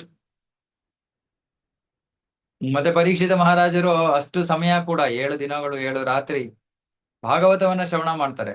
ಆಹಾರವನ್ನು ತಗೊಳ್ಳಿಲ್ಲ, ನೀರನ್ನು ಕುಡಿಲಿಲ್ಲ, ಅಲ್ಲದೆ ಒಂದು ಕ್ಷಣ ಕೂಡ ನಿದ್ದೆ ಕೂಡ ಮಾಡ್ಲಿಲ್ಲ. ಅಷ್ಟು ಅವರು ಮೊದಲು ಸಮಯ ಕಡಿಮೆ ಇತ್ತು. ಎರಡನೇದು, ಅವರು ಅಷ್ಟು ಏಕಾಗ್ರತೆಯಿಂದ ಶ್ರವಣ ಮಾಡ್ತಾ ಇದ್ರು ಅಂದ್ರೆ ಅವ್ರಿಗೆ ಇದರ ಅವಶ್ಯಕತೆನೇ ಕಾಣ್ಲಿಲ್ಲ. ಹಾಗಾಗಿ ಪರೀಕ್ಷಿತ ಮಹಾರಾಜರು ಬಹಳ ಅದ್ಭುತವಾದ ಚರಿತ್ರೆ. ಅವರ ಎಲ್ಲವೂ ಕೂಡ ಅದ್ಭುತವಾದದ್ದು, ಜನ್ಮ, ಚಟುವಟಿಕೆಗಳು, ಮರಣ. ಹಾಗಾಗಿ ಇಲ್ಲಿ ಶೌನಕಾದಿ ಋಷಿಗಳು ಹೇಳ್ತಾ ಇದಾರೆ ಅವರ ಬಗ್ಗೆ ಗುಣಗಾನ ಮಾಡಿ. ಶ್ಲೋಕ 10. ಸ ಸಮ್ರಾಟ್ ಕಸ್ಯ ವಾ ಹೇತೋಃ ಪಾಂಡೂನಾಂ ಮಾನವರ್ಧನಃ ಪ್ರಾಯೋಪವಿಷ್ಟೋ ಗಂಗಾಯಾಂ ಅನಾದೃತ್ಯಾಧಿರಾಟ್ ಶ್ರಿಯಂ. ಅವರು ಮಹಾ ಚಕ್ರವರ್ತಿ ಆಗಿದ್ರು. ಮತ್ತೆ ತಾವು ಇದ್ದಂತಹ ರಾಜ್ಯದಲ್ಲಿ ಸಾಕಷ್ಟು ಐಶ್ವರ್ಯ, ಧನ, ಸಂಪತ್ತನ್ನ ಹೊಂದಿದ್ರು. ಅಲ್ಲದೆ ಅವರು ಪಾಂಡು ಪಾಂಡವರ ಒಂದು ಆ ಮಾನವನ್ನ ವರ್ಧಿಸೋರಾಗಿದ್ರು. ಪಾಂಡುನ ಮಾನವರ್ಧನ. ಹ್ಮ್ ಅವ್ರು ಯಾಕೆ ಆಮರಣ ಅಂತ ಉಪವಾಸವನ್ನ ಕೈಕೊಂಡು ಗಂಗೆಯ ದಡದಲ್ಲಿ ಕುತ್ಕೊಂಡು ತಮ್ಮ ದೇಹವನ್ನ ತ್ಯಜಿಸೋ ನಿರ್ಧಾರ ಯಾಕೆ ಮಾಡುದು? ಭಾವಾರ್ಥ. ಪರೀಕ್ಷಿತ ಮಹಾರಾಜರು ಈ ಸಂಪೂರ್ಣ ಭೂಮಿ ಮೇಲೆ ಅವರು ಆ ಚಕ್ರವರ್ತಿ ಆಗಿದ್ರು. ಎಲ್ಲಾ ರಾಜ್ಯಗಳ ಚಕ್ರವರ್ತಿ ಆಗಿದ್ರು. ಎಲ್ಲಾ ಸಾಗರ ಸಮುದ್ರಗಳನ್ನ ಆಳ್ತಾ ಇದ್ರು. ಮತ್ತೆ ಅವರು ಕಷ್ಟಪಟ್ಟು ಈ ರಾಜ್ಯವನ್ನು ಪಡ್ಕೊಳ್ಳಿಲ್ಲ. ಸುಮ್ನೆ ತಮ್ಮ ತಾತ ಮಹಾರಾಜ ಯುಧಿಷ್ಠಿರರಿಂದ ಸುಮ್ನೆ ಅದನ್ನ ಪಡ್ಕೊಂಡ್ರು ಅಷ್ಟೇ. ಒಬ್ಬರೇ ಮೊಮ್ಮಗ ಇದ್ದಿದ್ದು, ಮಕ್ಕಳು ಯಾರು ಇರ್ಲಿಲ್ಲ. ಹಾಗಾಗಿ ಅವ್ರಿಗೆ ಆ ರಾಜ್ಯ ಬಂತು. ಅಲ್ಲದೆ ಅವರು ತಮ್ಮ ಆಡಳಿತ ಕಾರ್ಯಗಳನ್ನು ಕೂಡ ಚೆನ್ನಾಗಿ ನಡ್ಸ್ಕೊಂಡು ಹೋಗ್ತಾ ಇದ್ರು. ಮತ್ತೆ ತಮ್ಮ ಪಾಂಡವರು ತಮ್ಮ ತಾತಂದ್ರು ಯಾವ ರೀತಿ ಇದ್ದೋ ಅದೇ ರೀತಿ ಒಳ್ಳೆ ಹೆಸರನ್ನ ಪಡ್ಕೊಂಡಿದ್ರು. ಹಾಗಾಗಿ ಅವರ ಜೀವನದಲ್ಲಿ ಯಾವುದು ಬೇಡದೇ ಇರುವಂತ ವಿಷಯ ಇರಲಿಲ್ಲ. ಎಲ್ಲ ಅದ್ಭುತವಾದದ್ದೇ. ಹಾಗಿರುವಾಗ ಈ ಎಲ್ಲಾ ಅನುಕೂಲಕರವಾದ ಪರಿಸ್ಥಿತಿಗಳ ಹೊರತಾಗಿಯೂ ಅವ್ರು ಯಾಕೆಲ್ಲವನ್ನು ತ್ಯಜಿಸಿ ಗಂಗೆ ದಡದಲ್ಲಿ ಬಂದು ಕೂತ್ಕೊಂಡ್ರು? ತ್ಯಜಿಸೋಕೆ ಕಾರಣ ಏನಿತ್ತು? ಇದೂ ಕೂಡ ಆಶ್ಚರ್ಯಕರವಾದದ್ದು. ಹಾಗಾಗಿ ನಾವು ಕೇಳೋದಕ್ಕೆ ಬಹಳ ಉತ್ಸುಕರಾಗಿದ್ದೀವಿ. ಇದು ಉದ್ದೇಶ. ಶ್ರೇಷ್ಠ ವ್ಯಕ್ತಿ ಅಂದ್ರೆ ಇದು. ಇವ್ರು ಬಹಳ ಶ್ರೇಷ್ಠ ವ್ಯಕ್ತಿಯಪ್ಪ. ಯಾಕೆ? ಕೋಟ್ಯಾಂತರ ರೂಪಾಯಿ ಸಂಗ್ರಹ ಮಾಡಿದ್ದಾರೆ. ಹಾ ಕೋಟ್ಯಾಂತರ ರೂಪಾಯಿ ಸಂಗ್ರಹ ಮಾಡಿ ಅದನ್ನ ಭಗವಂತನಿಗೋಸ್ಕರ ಯಾರು ದಾನವನ್ನ ಮಾಡಿ ಬಿಟ್ಟು ಹೊಟ್ಟೋಗ್ಬಿಡ್ತಾನ ಅವನು ಶ್ರೇಷ್ಠ ವ್ಯಕ್ತಿ. ಕೋಟಿಗಟ್ಲೆ ಸಂಪಾದನೆ ಮಾಡೋರು ಬೇಕಾದಷ್ಟು ಜನ ಇದ್ದಾರೆ. ಅದೇನ್ ದೊಡ್ಡ ವಿಷಯ ಅಲ್ಲ. ಸಂಪಾದನೆ ಮಾಡಿರೋ ಹಣವನ್ನ ಕೃಷ್ಣನಿಗೆ ಕೊಡೋದು ಬಹಳ ದೊಡ್ಡ ವಿಷಯ. ನಾವು ನೋಡ್ತೀವಿ ಇಲ್ಲಿ ದೇವಸ್ಥಾನವನ್ನ ಕಟ್ಟೋ ಪ್ರಯತ್ನ ನಡೀತಾ ಇದೆ ಇಲ್ಲಿ ಭಗವಂತನ ಕೃಪೆಯಿಂದ. ನೋಡ್ತೀವಿ ಜನರು ದುಡ್ಡಿರೋರು ಕೊಡಕ್ ಇಷ್ಟ ಇಲ್ಲ. ಪಾಪ ದುಡ್ಡಿಲ್ದಿರೋರು ಅಯ್ಯೋ ನನ್ಗೆ ಹೇಳ್ತಾರೆ ಇನ್ನೊಂದ್ 10 ರೂಪಾಯಿ ಇದ್ರೆ ಅದು ಕೊಡ್ತಾ ಇದ್ನಲ್ರಿ ನಾನು ಅಂತಾರೆ. ಅವ್ರ ಹತ್ರ ಇರಕ್ಕೆ ಎಷ್ಟಿದೆಯೋ ಎಷ್ಟು ಸಾಧ್ಯವೋ ಅಷ್ಟು ಕೊಟ್ಬಿಟ್ಟಿದ್ದಾರೆ. ಇನ್ನೂ ಕೊಡಕ್ ಆಸೆ. ಇನ್ನೇನಾದ್ರೂ ಮಾರ್ಗ ಇದ್ದಿದ್ರೆ ನಾನು ಕೊಡ್ಬೋದು ಅಂತ ಹೇಳ್ತಾರೆ. ಇವತ್ತು ಒಬ್ರು ಪಾಪ ತುಂಬಾ ಹಿರಿಯ ಭಕ್ತರು, ದೀಕ್ಷಿತ ಭಕ್ತರು ನಮ್ಮ ಹುಳಿಮಾವು ಕೇಂದ್ರಕ್ಕೆ ಬರ್ತಾರೆ. ಅವರು ಇವತ್ತು ಬೆಳಗ್ಗೆ ನನಗೆ ಕಾಲ್ ಮಾಡಿ ಪ್ರಭು ನಮ್ಮ ಮನೆಯಲ್ಲಿ ಇಷ್ಟೊಂದು ಚಿನ್ನ ಇದೆ, ಅದನ್ನ ನಾವೇನು ಉಪಯೋಗಿಸ್ತಾ ಇಲ್ಲ, ಅದನ್ನ ಮಾರ್ಬಿಟ್ಟು ನಿಮ್ಗೆ ನಾವು ದೇವಸ್ಥಾನಕ್ಕೆ ಬಿಟ್ಕೊಡ್ತೀವಿ. ನನಗನ್ನಿಸ್ತು ಎಷ್ಟು ದೊಡ್ಡ ಹೃದಯ ಇರ್ಬೇಕು ಅವ್ರಿಗೆ. ಎಷ್ಟು ಜನ ಇದನ್ನ ಮಾಡಕ್ಕೆ ಉತ್ಸುಕರಾಗಿರ್ತಾರೆ. ತಮ್ಮ ಹತ್ರ ಇರೋ ಚಿನ್ನವನ್ನ ಇಟ್ಟು ಲೋನ್ ಕೊಡೋದಲ್ಲ, ಮಾರ್ಬಿಡ್ತೀವಿ ಅಂತ. ನನಗೆ ಭಗವಂತನ ಭಕ್ತರು ಎಷ್ಟು ಶ್ರೇಷ್ಠ ಅನ್ನೋದು ಗೊತ್ತಾಯ್ತು. ಒಂದು ಸ್ವಲ್ಪವೂ ಕೂಡ ಅದರಲ್ಲಿ ಸ್ವಾರ್ಥದ ಲವಲೇಶವೂ ಇಲ್ಲ. ಕೃಷ್ಣನಿಗೋಸ್ಕರ ಕೃಷ್ಣನ ದೇವಸ್ಥಾನ ಬರಲಿ, ಕೃಷ್ಣನಿಗೆ ಒಳ್ಳೆ ಮನೆ ಕಟ್ಟೋಣ. ಇದು ಎಲ್ಲರಿಗೂ ಸ್ಫೂರ್ತಿಯನ್ನ ನೀಡುವಂಥದ್ದು, ಪ್ರೇರಣೆಯನ್ನು ನೀಡುವಂಥದ್ದು. ಹೀಗಿರ್ಬೇಕು. ಇದು ನಾವು ನಿಜವಾಗ್ಲೂ ಆಗ ನಾವು ಹೋಗಾದ್ಮೇಲೂ ಯಾರು ನಮ್ಮ ಬಗ್ಗೆ ಈ ರೀತಿ ಭಕ್ತಿ ಮಾಡೋರು ಇವರು ಅನ್ನೋ ಒಂದು ಮಾದರಿ ಆದ್ರೆ ನಾವು ಅವಾಗ ನಮ್ಮ ಜೀವನ ಏನೋ ಪ್ರಯೋಜನ ಆಯ್ತು. ಪ್ರೆಸೆಂಟ್ ಚರಿತಾಮೃತದಲ್ಲಿ ಹೇಳ್ತಾರೆ, ಒಬ್ಬ ಭಕ್ತ ಯಾರು ಜೀವಿ ಅಂದ್ರೆ ಭಕ್ತ ಪ್ರಸಿದ್ಧನಂತ. ಯಾಕೆ? ಅವನ್ ಮಾಡ್ತಾ ಇರೋ ಭಕ್ತಿ ಅಷ್ಟು ಪರಿಶುದ್ಧವಾಗಿರುತ್ತೆ ಅಂದ್ರೆ 3 ಲೋಕಗಳಲ್ಲೂ ಅವನು ಪ್ರಸಿದ್ಧನಾಗಿರ್ತಾನೆ. ಎಲ್ಲರಿಗೂ ಗೊತ್ತಂತೆ ಅವನು ಯಾರು ಶುದ್ಧ ಭಕ್ತಿ ಮಾಡ್ತಾ ಇದಾರೋ. ಅದಕ್ಕೋಸ್ಕರ ಮಾಡ್ಬೇಕು ಅಂತಲ್ಲ, ಹೆಸರಿಗೋಸ್ಕರ ಮಾಡ್ಬೇಕು ಅಂತಲ್ಲ, ಕಾರ್ಯಗಳಾದ ಆ ರೀತಿ ಇರಬೇಕು. ಇವಾಗ ಪ್ರಭುಪಾದರು ಎಂತಹ ಕಾರ್ಯಗಳನ್ನ ಮಾಡಿದ್ದಾರೆ ನೋಡಿ. ಅವ್ರು ಹೋಗಾದ್ಮೇಲೂ ಜನರು ವರ್ಷಾನುಗಟ್ಲೆ ಅವರ ಗುಣಗಾನ ಮಾಡ್ತಾನೆ ಇರ್ತಾರೆ, ಅವರನ್ನ ಕೊಂಡಾಡ್ತಾನೆ ಇರ್ತಾರೆ. ಆ ರೀತಿ ಜೀವನ ನಡೆಸ್ಬೇಕು. ಇನ್ನೊಬ್ಬರಿಗೆ ಒಳ್ಳೇದು ಮಾಡಿರ್ಬೇಕು. ಒಳ್ಳೇದು ಅಂದ್ರೆ ಏನು? ಭಕ್ತಿಯ ಪ್ರಚಾರ ಅಷ್ಟೆ. ಪರೀಕ್ಷಿತ ಮಹಾರಾಜ ಅಂತಹ ಶ್ರೇಷ್ಠ ಭಕ್ತರು ಇದ್ದಿದ್ ಬದ್ದಿದ್ ಎಲ್ಲ ಬಿಟ್ಬಿಟ್ಟು ಬಂದ್ಬಿಟ್ರು, ತ್ಯಜಿಸ್ಬಿಟ್ಟು ಬಂದ್ಬಿಟ್ರು. ಶ್ಲೋಕ 11. ನಮಂತಿ ಯತ್ಪಾದನಿಕೇತಮಾತ್ಮನಃ ಶಿವಾಯ ಹಾನೀಯ ಧನಾನಿ ಶತ್ರವಃ ಕಥಂ ಸ ವೀರಃ ಶ್ರಿಯಮಂಗದುಸ್ತ್ಯಜಾಂ ಯುವೈಶ್ಚತೋತ್ಸ್ರಷ್ಟುಂ ಅಹೋಸಹಾಸುಭಿಃ. ಅವರು ಎಂತ ಮಹಾ ಚಕ್ರವರ್ತಿ ಆಗಿದ್ರು ಅಂದ್ರೆ ಆ ಅವರ ಎಲ್ಲಾ ವೈರಿಗಳು ಬಂದು ಅವರ ಪಾದಗಳಿಗೆ ನಮನಗಳನ್ನ ಅರ್ಪಿಸ್ತಾ ಇದ್ರು. ಮತ್ತೆ ತಮ್ಮ ಸ್ವಂತ ಲಾಭಕ್ಕೋಸ್ಕರ ತಮ್ಮ ಸಂಪತ್ತನ್ನೆಲ್ಲ ಅವರಿಗೆ ಬಂದು ಶರಣ ಕೊಡ್ತಾ ಇದ್ರು. ಅಂದ್ರೆ ಅವರು ಕಷ್ಟನೇ ಪಡ್ಬೇಕಾಗಿರ್ಲಿಲ್ಲ. ಅವರ ಸ್ಥಾನವನ್ನ ನೋಡಿ ವೈರಿಗಳು ತಾವೇ ಬಂದು ಕಾಲಿಗೆ ಬಾಗಿ ತಮ್ಮ ಸಂಪತ್ತೆಲ್ಲ ಅವರಿಗೆ ಅರ್ಪಿಸಿ ಹೊಟ್ಟೋಗ್ಬಿಡವು. ಅಲ್ಲದೆ ಅವರು ಯೌವನ ಭರಿತರಾಗಿದ್ರು, ಬಹಳ ಶಕ್ತಿಯನ್ನ ಹೊಂದಿದ್ರು, ರಾಜೋಪೇತ ಐಶ್ವರ್ಯಗಳನ್ನ ಹೊಂದಿದ್ರು. ಅವುಗಳನ್ನ ಬಿಟ್ಟು ಹೋಗೋದು ಬಹಳ ಕಠಿಣವಾದ ವಿಷಯ. ಹಾಗಿರುವಾಗ ಅವರು ಇದೆಲ್ಲವನ್ನ ತ್ಯಜಿಸಿ, ಅಲ್ಲ ಇದೆಲ್ಲವನ್ನ ಮಾತ್ರ ಅಲ್ಲ, ಅವರು ತಮ್ಮ ಜೀವನವನ್ನು ತ್ಯಜಿಸೋಕೆ ಯಾಕೆ ಇಚ್ಛೆ ಪಡ್ತಾ ಇದ್ರು? ಸಾಮಾನ್ಯವಾಗಿ ಜೀವನವನ್ನ ಪ್ರಾಣ ಬಿಡ್ಬೇಕು ಅಂದ್ರೆ ಯೋ ಬೇಸತ್ತೋಗಿದೆ, ಏನು ಇಲ್ಲಪ್ಪ ಜೀವನದಲ್ಲಿ, ಪ್ರಾಣ ತ್ಯಾಗ ಮಾಡ್ತೀನಿ ನಾನು ಅಂತ ಹತಾಶರಾಗಿ ಮಾಡೋದು ಕೇಳಿರ್ತೀವಿ. ಅರೆ ಎಲ್ಲಾ ಇರುವಾಗ ಯಾಕೆ ಇವೆಲ್ಲ ಬಿಟ್ಟು ಬಂದು ಕೂತ್ಕೊಂಡ್ರು? ಅಲ್ಲದೆ ಅವರು ಅಷ್ಟೇನು ವೃದ್ಧರಾಗಿರ್ಲಿಲ್ಲ, ಸಾಕಷ್ಟು ಶಕ್ತಿ ಇತ್ತು, ಐಶ್ವರ್ಯ ಇತ್ತು, ಎಲ್ಲವನ್ನ ಆನಂದಿಸೋ ಒಂದು ಅವಕಾಶ ಇತ್ತು. ಸಕ್ರಿಯ ಜೀವನದಿಂದ ನಿವೃತ್ತರಾಗೋಕೆ ಕಾರಣನೇ ಇರ್ಲಿಲ್ಲ. ಮತ್ತೆ ರಾಷ್ಟ್ರಕ್ಕೆ ಬೇಕಾಗಿರೋ ತೆರಿಗೆಗಳನ್ನ ಸಂಗ್ರಹ ಮಾಡೋದ್ರಲ್ಲೂ ಏನೂ ಕಷ್ಟ ಇರ್ಲಿಲ್ಲ. ಎಲ್ಲರೂ ವೈರಿಗಳು ತಾವೇ ಬಂದು ಎಲ್ಲವನ್ನ ಅರ್ಪಿಸ್ಬಿಡ್ತಾ ಇದ್ರು. ಅಂತ ಪುಣ್ಯವಂತ ರಾಜರಾಗಿದ್ರು ಪರೀಕ್ಷಿತ ಮಹಾರಾಜ. ಅವರು ತಮ್ಮ ವೈರಿಗಳನ್ನು ಕೂಡ ಜಯಿಸಿದ್ರು. ಹಾಗಾಗಿ ಈ ಸಾಮ್ರಾಜ್ಯ ಸಂಪದ್ಭರಿತವಾಗಿತ್ತು. ಸಂಪದ್ಭರಿತ ಅಂದ್ರೆ ಏನು? ಸಾಕಷ್ಟು ಹಾಲು, ಧಾನ್ಯ,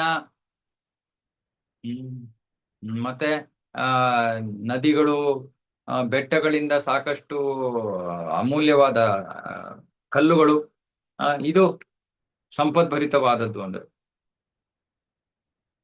ಹಾಗಾಗಿ ಭೌತಿಕವಾಗಿ ಎಲ್ಲವೂ ತೃಪ್ತಿಕರವಾಗಿತ್ತು. ಹಾಗಾಗಿ ಅಕಾಲಿಕವಾಗಿ ರಾಜ್ಯವನ್ನ, ಪ್ರಾಣವನ್ನ ತ್ಯಜಿಸುವಂತಹ ಯಾವ ಪ್ರಶ್ನೆನೂ ಇಲ್ಲಿ ಇರಲಿಲ್ಲ.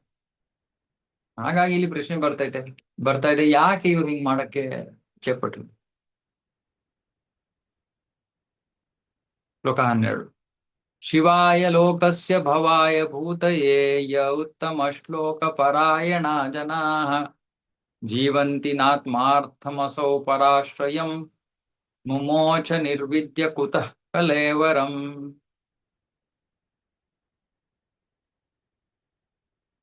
ಇವ್ರು ಬಹಳ ಮುಖ್ಯವಾದ ವಿಷಯ ಹೇಳ್ತಾರೆ. ಯಾರು ಭಗವಂತನಿಗಾಗಿ ಸಮರ್ಪಿತರಾಗಿದ್ದಾರೋ ಅವರು ಕೇವಲ ಇತರರ ಲಾಭಕ್ಕಾಗಿ, ಇತರರ ಆಧ್ಯಾತ್ಮಿಕ ಅಭಿವೃದ್ಧಿಗಾಗಿ, ಇತರರ ಸಂತೋಷಕ್ಕಾಗಿ ಮಾತ್ರ ಜೀವನ ಮಾಡ್ತಾರೆ.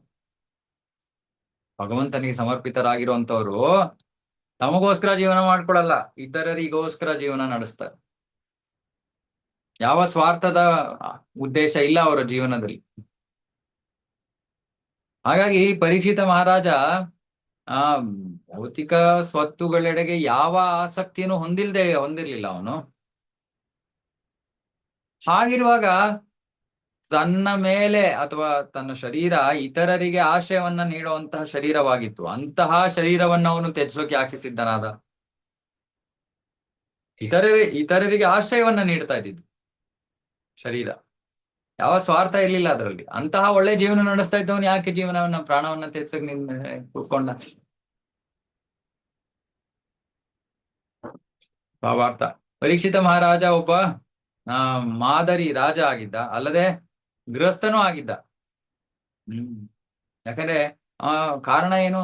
ಯಾಕಂದ್ರೆ ಅವನು ಭಗವಂತನ ಭಕ್ತನಾಗಿದ್ದ. ಹಾಗಾಗಿ ಅವನು ಮಾದರಿ ರಾಜ, ಮಾದರಿ ಗೃಹಸ್ಥ. ಭಗವಂತನ ಭಕ್ತನಲ್ಲಿ ಎಲ್ಲಾ ಒಳ್ಳೆ ಗುಣಗಳು ಆಟೋಮೆಟಿಕ್ ಆಗಿರುತ್ತೆ.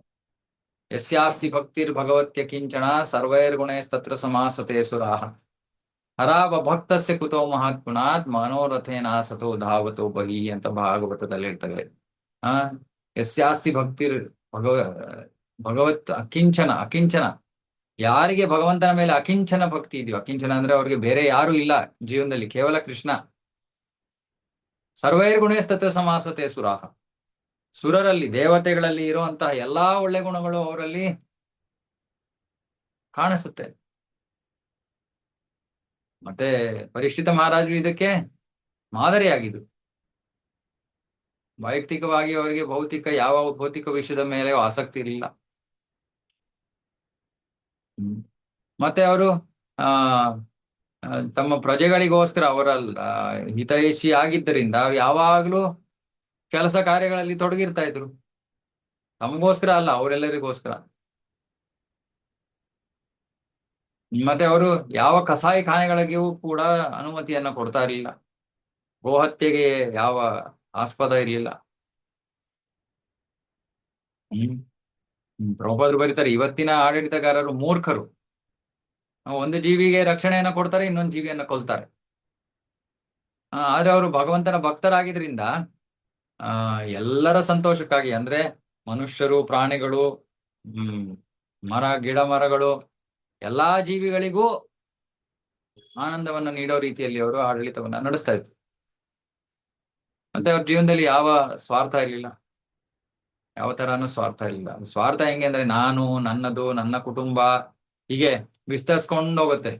ಆ ನನ್ನ ಏರಿಯಾ, ನನ್ನ ಊರು, ನನ್ನ ರಾಷ್ಟ್ರ, ನನ್ನ ದೇಶ ಇತ್ಯಾದಿ ಇತ್ಯಾದಿ ಹೀಗೆ. ಅರೆ ಅವನಿಗೆ ಅಂತ ಯಾವ ಸ್ವಾರ್ಥವೂ ಇರಲಿಲ್ಲ. ಅವನಿಗೆ ಇದ್ದಿದ್ದು ಒಂದೇ ಆಸಕ್ತಿ, ಏನು? ಭಗವಂತನನ್ನ ಪ್ರಸನ್ನ ಪಡಿಸ್ಬೇಕು, ಆಡಳಿತ ಕಾರ್ಯ. ಯಾಕಂದ್ರೆ ರಾಜ ಭಗವಂತನ ಪ್ರತಿನಿಧಿ. ಹಾಗಾಗಿ ಭಗವಂತನಿಗೆ ಏನ್ ಬೇಕು, ಎಲ್ಲರೂ ಭಕ್ತಿಯ ಮಾರ್ಗದಲ್ಲಿ ಹೋಗ್ಬೇಕು ಅನ್ನೋದು ಭಗವಂತನ ಇಚ್ಛೆ. ಅದಕ್ಕಾಗಿ ವ್ಯವಸ್ಥೆಯನ್ನ ಮಾಡೋದು ರಾಜನ ಕೆಲಸ. ಹಾಗಾಗಿ ರಾಜನನ್ನು ಕೂಡ ನರಪತಿ ಅಂತ ಕರೀತಾರೆ, ನರದೇವ. ಭಗವಂತನಿಗೆ ವಿಧೇಯರಾಗಿದ್ದು ಎಲ್ಲರೂ ಸಂತೋಷವಾಗಿರ್ಬೇಕು ಅನ್ನೋದು ಭಗವಂತನ ಇಚ್ಛೆ. ಅದನ್ನ ರಾಜ ನಡೆಸ್ತಾನೆ. ಎಲ್ಲರೂ ಭಗವದ್ಧಾಮಕ್ಕೆ ಹೋಗಕ್ಕೆ ಮಾರ್ಗದರ್ಶನ, ಸೌಕರ್ಯಗಳನ್ನ ಕೊಡೋದು ರಾಜನ ಕೆಲಸ. ಎಲ್ಲಿ ಇವತ್ತು ಯಾವ ರಾಜ ಮಾಡ್ತಾರೆ?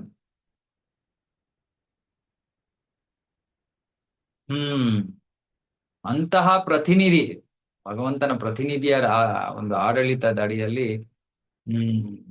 ಯಾವುದೇ ಒಂದು ರಾಜ್ಯವಿದ್ರೂ ಕೂಡ ಅದು ಸಂಪದ್ಭರಿತವಾಗಿರುತ್ತೆ. ಮತ್ತೆ ಆ ಸಮಯದಲ್ಲಿ ಮನುಷ್ಯರು ಪ್ರಾಣಿಗಳನ್ನ ತಿನ್ನೋ ಅವಶ್ಯಕತೆ ಇರಲ್ಲ. ಸಾಕಷ್ಟು ಆಹಾರ ಧಾನ್ಯಗಳಿರುತ್ತೆ, ಹಾಲಿರುತ್ತೆ, ಹಣ್ಣು, ತರಕಾರಿ. ಆಗ ಮನುಷ್ಯರು, ಪ್ರಾಣಿಗಳು ಎಲ್ಲರೂ ಕೂಡ ಸಾಕಷ್ಟು ಆಹಾರವನ್ನ ಸೇವಿಸಿ ಸಂತೋಷವಾಗಿ ಸಮೃದ್ಧಿಯಾಗಿ ಇರೋಕೆ ಅವಕಾಶ ಆಗುತ್ತೆ.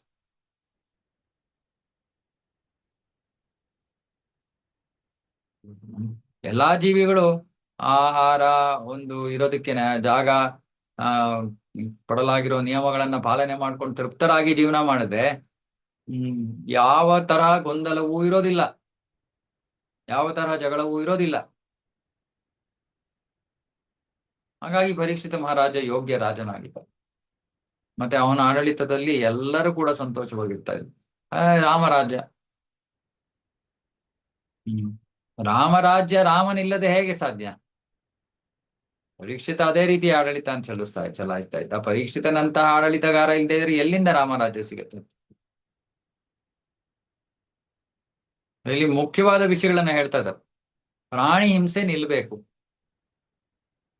ಮತ್ತೆ ಎಲ್ಲರೂ ಭಗವದ್ಧಾಮಕ್ಕೆ ಹೋಗೋ ರೀತಿಯಲ್ಲಿ ಆಡಳಿತಗಾರ ಎಲ್ಲ ವ್ಯವಸ್ಥೆಯನ್ನ ಮಾಡ್ಬೇಕು. ಸುಮ್ಮನೆ ಓಟ್ಗಲ್ಲ,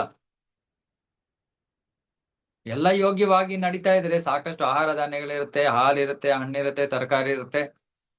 ಮನುಷ್ಯರು ಮಾತ್ರ ಅಲ್ಲ, ಪ್ರಾಣಿಗಳು ಕೂಡ ಸಂತೋಷವಾಗಿರ್ಬೋದು. ಇದು ರಾಜ್ಯ ಆಡಳಿತ. ಸುಮ್ಮನೆ ಓಟುಗಳನ್ನು ತಗೊಂಡು ಅವರ ಜೇಬನ್ನ ತುಂಬಿಸ್ಕೊಳ್ಳೋದು, ಹತ್ತಾರು ತಲೆಮಾರಿಗಳಿಗಾಗಿ ಹಣ ಸಂಗ್ರಹ ಮಾಡಿಡೋದು, ಇದು ರಾಜಕೀಯ. ಇದು ರಾಜಕೀಯ ಅಲ್ಲ, ಇದು ರಾಜ್ಯ ಆಡಳಿತ.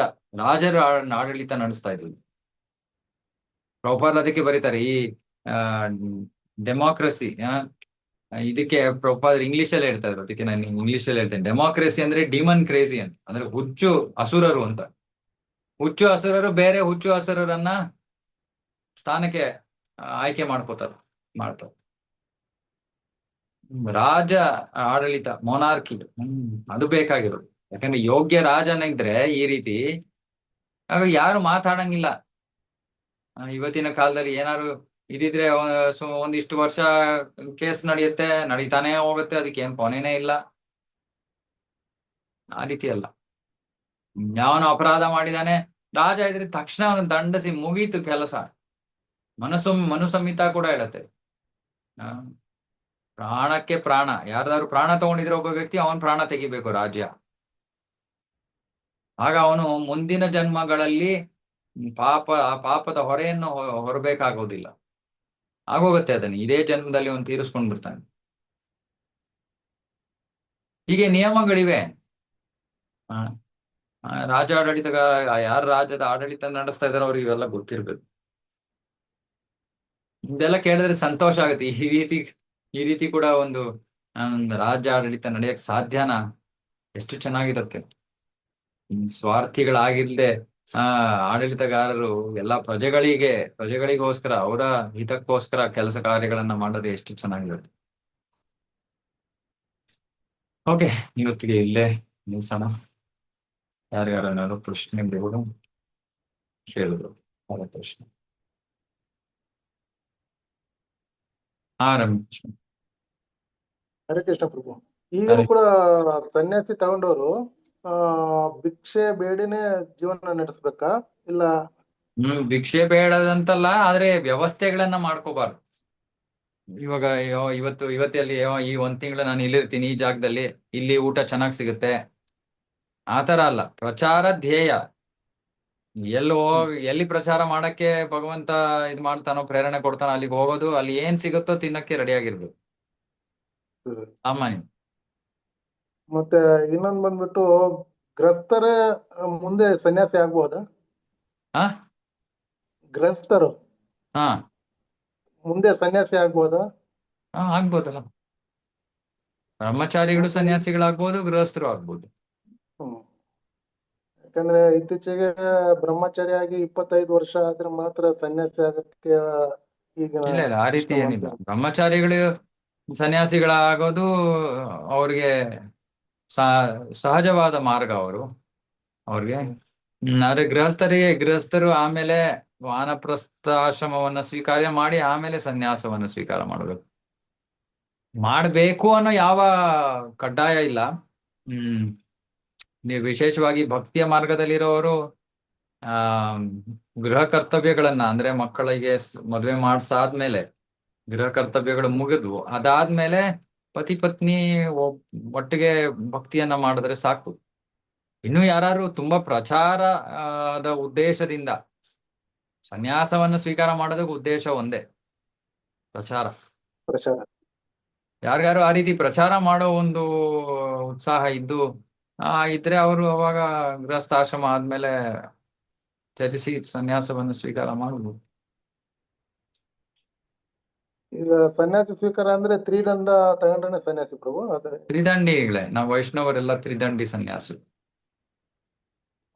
ವೈಷ್ಣವ. ಮತ್ತೆ ಸಾಧುಗೆ ಮತ್ತೆ ವೈಷ್ಣವರಿಗೆ ಸಾಧು ಯಾರಾದ್ರೂ ಸತ್ವಗುಣದಲ್ಲಿ ಇರುವಂತ ವ್ಯಕ್ತಿಯನ್ನು ಕೂಡ ಸಾಧು ಅಂತ ಕರೀಬಹುದು. ಸಾಧು ಅಂದ್ರೆ ಸತ್ವಗುಣದ ವ್ಯಕ್ತಿ. ವೈಷ್ಣವರು ಸತ್ವಗುಣದ ವ್ಯಕ್ತಿಗಳಾಗಿರ್ಲೇಬೇಕು. ಹಾಗಾಗಿ ವೈಷ್ಣವರು ಸಾಧುಗಳು, ನಿಜವಾದ ವೈಷ್ಣವ, ಶುದ್ಧ ಭಕ್ತ.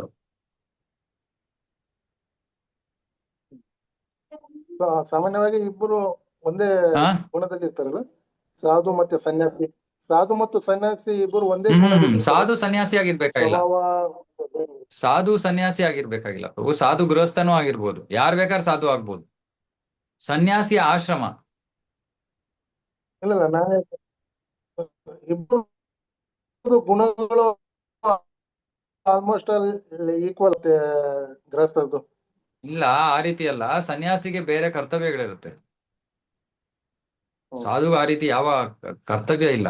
ಸನ್ಯಾಸ ಆಶ್ರಮ, ಹ್ಮ್ ಸಾಧು ಸನ್ಯಾಸಿಯು ಸಾಧು ಆಗಿರ್ಲೇಬೇಕು, ಗೃಹಸ್ಥನು ಸಾಧು ಆಗ್ಬೋದು.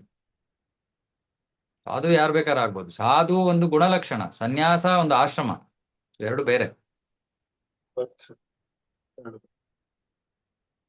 ಸರಿ ಪ್ರಭು. ಓಕೆ ಅನಿತಾ ಮಾತಾಜಿ. ಹರೇ ಕೃಷ್ಣ ಪ್ರಭು. ಇದು ಗೃಹಸ್ಥ ಮತ್ತು ಗೃಹ ಮೇಧಿ, ಅದನ್ನ ಸ್ವಲ್ಪ ಡೀಟೇಲ್ ಒಂಚೂರು. ಓಕೆ, ಸೊ ಗೃಹ ಮೇಧಿ ಅಂದ್ರೆ ಅವನು ಇಂದ್ರಿಯ ಭೋಗಕ್ಕೋಸ್ಕರ ಜೀವನ ನಡೆಸ್ತಾ ಇರೋನು. ಗೃಹಸ್ಥ ಆಶ್ರಮ ಅಂದ್ರೆ ಕೃಷ್ಣನನ್ನ ಕೇಂದ್ರೀಕರಿಸಿಕೊಂಡು ಗೃಹಸ್ಥ ಜೀವನವನ್ನ ನಡೆಸ್ತಾ ಇರೋನು ಗೃಹಸ್ಥಿ. ಗೃಹ ಮೇಧಿಯ ಜೀವನ ಸುಮ್ಮನೆ ಇಂದ್ರಿಯ ಭೋಗದ ಜೀವನ ಅಷ್ಟೆ. ಅವನಿಗೆ ಜೀವನದಲ್ಲಿ ಬೇರೆ ಏನೂ ಉದ್ದೇಶ ಇಲ್ಲ. ಅಂದ್ರೆ ಗೃಹಸ್ಥ ಅಂದ್ರೆ ಭಗವಂತನ ಆಧ್ಯಾತ್ಮಿಕ ಜಗತ್ತಿನಲ್ಲಿ ಇರ್ತಕ್ಕಂಥವ್ರು, ಭಕ್ತಿ ಅಲ್ಲಲ್ಲ, ಮಾಡ್ತಕ್ಕಂಥ. ಭಕ್ತಿ ಮಾಡ್ತಾರೆ. ಆಧ್ಯಾತ್ಮಿಕ ಜಗತ್ತಲ್ಲಿ ಇರ್ಬೇಕಾಗಿಲ್ಲ, ಇಲ್ಲೇ ಇರ್ಬೋದು. ಓಕೆ, ಆದ್ರೆ ಭಕ್ತಿ. ಜೀವನದ ಉದ್ದೇಶ ಭಕ್ತಿ. ಓಕೆ, ಇದು ಗೃಹ ಮೇಧಿ ಅಂದ್ರೆ ಭೌತಿಕ ಜಗತ್ತಿನಲ್ಲಿ, ಅಂದ್ರೆ ಇವಾಗ ನಮ್ಮ ಇಂದ್ರಿಯ ಭೋಗ, ಇಂದ್ರಿಯ ಭೋಗದ ಜೀವನ. Okay, thank you. ಇನ್ನು ಸ್ವಲ್ಪ ಜನ ಇಲ್ಲೂ ಇಲ್ಲ ಅಲ್ಲೂ ಇಲ್ಲ ಅನ್ನೋರು ಸ್ವಲ್ಪ ಗೃಹ ಮೇಧಿಯಿಂದ ಗೃಹಸ್ಥಾಶ್ರಮಕ್ಕೆ ಸ್ವಲ್ಪ ಮೂವ್ ಮಾಡ್ತಾ ಇದ್ದಾರೆ ಅಷ್ಟೇ. ಸಾಮಾನ್ಯವಾಗಿ ಭೌತಿಕ ಜಗತ್ತಿನಲ್ಲಿ ಎಲ್ಲರೂ ಗೃಹ ಮೇಧಿಗಳು. ಭಕ್ತಿಯ ಸಂಪರ್ಕಕ್ಕೆ ಬಂದಾಗ ನಾವು ಗೃಹ ಮೇಧಿಯಿಂದ ಗೃಹಸ್ಥಾಶ್ರಮಕ್ಕೆ ವರ್ಗಾವಣೆ ಆಗ್ತೀವಿ ಕ್ರಮೇಣವಾಗಿ. ನಾವು ಎಷ್ಟು ಆಸಕ್ತಿ ಇದೆಯೋ, ಎಷ್ಟು ಸೀರಿಯಸ್ ಆಗಿದೆಯೋ ನಾವು ಭಕ್ತಿಯಲ್ಲಿ, ಅಷ್ಟು ಬೇಗ.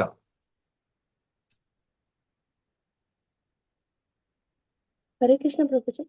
ಹರೇ ಕೃಷ್ಣ. ಪ್ರಣಾಮಗಳು ಪ್ರಣಾಮ. ಪ್ರಭುಜಿ. ಸ್ವಾಮಿಗಳು ಅಂತ ಹೇಳ್ತೀವಲ್ಲ, ಅವರು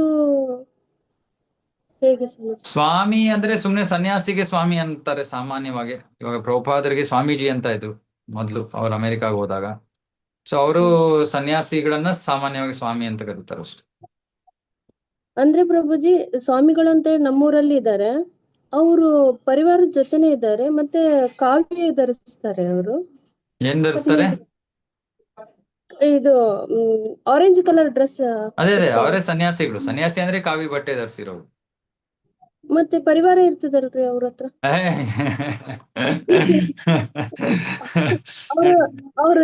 ಅವ್ರ ಪತ್ನಿ ಜೊತೆನೆ ಇದ್ದಾರೆ ಅವರು. ಹಾಗಾದ್ರೆ ಅವ್ರಿಗೆ ಸುಮ್ನೆ ಆರೆಂಜ್ ಕಲರ್ ಇಷ್ಟ ಅಂತ ಅನ್ಸುತ್ತೆ ಅಷ್ಟೇ. ಅವ್ರನ್ನ ಸನ್ಯಾಸಿ ಅಂತ ಕರೆಯಕ್ಕಾಗಲ್ಲ. ಭೋಗ ಸನ್ಯಾಸಿ. ಭೋಗಿ ಭೋಗಿ ಭೋಗ ಸನ್ಯಾಸಿ ಹೆಂಗಾಗತ್ತೆ? ಭೋಗಿ, ನಮ್ದು ಆರೆಂಜ್ ಕಲರ್ ಭೋಗಿ. ಇಲ್ಲ ಪ್ರಭುಜಿ, ನಮ್ ಸಂಡೂರು ಊರಲ್ಲೇ ಬಹಳ ಫೇಮಸ್ ಅವರು ಸ್ವಾಮಿಗಳು. ಅದಕ್ಕೆ ಗೊತ್ತಿಲ್ಲಪ್ಪ ನಮ್ಗೆ. ಶಾಸ್ತ್ರದಲ್ಲಿ ಆತರ ಏನೂ ಇಲ್ಲ. ಶಾಸ್ತ್ರದಲ್ಲಿ ಸಾಮಾನ್ಯವಾಗಿ ಹಳದಿ ಕಾವಿ ಬಟ್ಟೆಯನ್ನ ಕೇವಲ ಸನ್ಯಾಸ ಆಶ್ರಮವನ್ನ ಸ್ವೀಕಾರ ಮಾಡಿರೋರು, ಅಂದ್ರೆ ಗೃಹ ತ್ಯಾಗ ಮಾಡಿರೋಂಥವ್ರು ಮಾತ್ರ ಹಾಕೊಳ್ಬೋದು. ಗೃಹಸ್ಥರು ಹಾಕೊಳಕ್ಕಾಗಲ್ಲ. ಇದು ಮಠಗಳಲ್ಲಿ ಇರ್ತಾರಲ್ಲ ಸ್ವಾಮೀಜಿಗಳು, ಅದೇ ಹೇಳಿದ್ದು. ಅವ್ರವ್ರ ನಿಯಮಗಳು ಏನ್ ಮಾಡ್ಕೊಂಡಿದಾರೋ ಅದು ಅವ್ರಿಗೆ ಬಿಟ್ಟಿರೋದು. ಶಾಸ್ತ್ರದಲ್ಲಿ ಇರೋದ್ ನಿಯಮ ಇಷ್ಟೇ. ಆಯ್ತು ಪ್ರಭುಜಿ, ಧನ್ಯವಾದ. ವಸ್ತ್ರದ್ದು ಬಣ್ಣದ ಒಂದು ಶ್ರೇಷ್ಠತೆ ಇದೆ. ಅದನ್ನ ನಾವು ತಿಳ್ಕೋಬೇಕು. ಸುಮ್ನೆ ಯಾವ್ದೋ ಒಂದ್ ನನಗೆ ಇಷ್ಟ ಆಯ್ತು ಈ ಬಟ್ಟೆ ನಾನು ಹಾಕೊಂಡು ಓಡಾಡ್ತೀನಿ ಅಂತಲ್ಲ. ಅದ್ರ ಜೊತೆಗೆ ಒಂದು ಸಂಸ್ಕೃತಿ, ಒಂದು ಜವಾಬ್ದಾರಿ ಎಲ್ಲ ಬರುತ್ತೆ. ಓಕೆ, ಏನಾಡಿದ್ಯಾ? ಮಾಡ್ಕೋತಾರಲ್ಲ, ಅದು ಕರ್ಮಾನುಸಾರನ ಇಲ್ಲ ಅವ್ರು ಬೇಕಂತ ಮಾಡ್ಕೋತಾರ? ಏನ್ ಮಾಡ್ತೀವಿ? ಆತ್ಮಹತ್ಯೆ. ಆತ್ಮಹತ್ಯೆ ಇಲ್ಲ, ಅದು ಸ್ವಾತಂತ್ರ್ಯದ ದುರುಪಯೋಗ. ಕರ್ಮಫಲ ಇರಲ್ಲ ಸಾಮಾನ್ಯವಾಗಿ. ಅಂದ್ರೆ ತುಂಬಾ ಕರ್ಮಫಲದಿಂದಾಗಿ ತುಂಬಾ ದುಃಖವನ್ನ ಅನುಭವಿಸ್ಬೇಕು ಅಂತ ಇರುತ್ತೆ. ಆದ್ರೆ ದುಃಖದಿಂದ ಅವರು ಪ್ರಾಣವನ್ನ ತ್ಯಾಗ ಮಾಡ್ತಾರೆ ಅಂತ ಯಾವ ಕರ್ಮಫಲವೂ ಇರಲ್ಲ. ಆದ್ರೆ ಸಾಧ್ಯತೆ ಇರುತ್ತೆ, ಸಾಧ್ಯತೆ ಇದೆ ಅಂತ ಹೇಳ್ತಾರೆ. ಅಂದ್ರೆ ಅವ್ರಿಗೆ ಹತಾಶರಾಗಿ ಅವ್ರಿಗೆ ಅಯ್ಯೋ ನಾನು ಪ್ರಾಣವನ್ನೇ ಕಳ್ಕೊಂಡ್ಬಿಡ್ತೀನಿ ಅನ್ನೋ ಒಂದು ಹಂತಕ್ಕೆ ಹೋಗ್ಬೋದು ಅವರು. ಆದ್ರೆ ಮಾಡ್ಕೊಳ್ಳೋದು ಹೆಚ್ಚು ಕಡಿಮೆ ಮನುಷ್ಯನ ಸ್ವಾತಂತ್ರ್ಯದ ದುರುಪಯೋಗ. ಮತ್ತೆ ಹುಟ್ಟಿ ಬರ್ತಾರ ಪ್ರಭು ಅವರು? ಮಧ್ಯ ಭೂತ ಪ್ರೇತರಾಗ್ತಾರೆ, ಶಿಕ್ಷೆಯನ್ನ ಅನುಭವಿಸ್ತಾರೆ ಆ ಪಾಪವನ್ನ ಮಾಡಿದ್ದಕ್ಕೆ. ಆಮೇಲೆ ಕೊನೆಗೆ ಬರ್ತಾರೆ.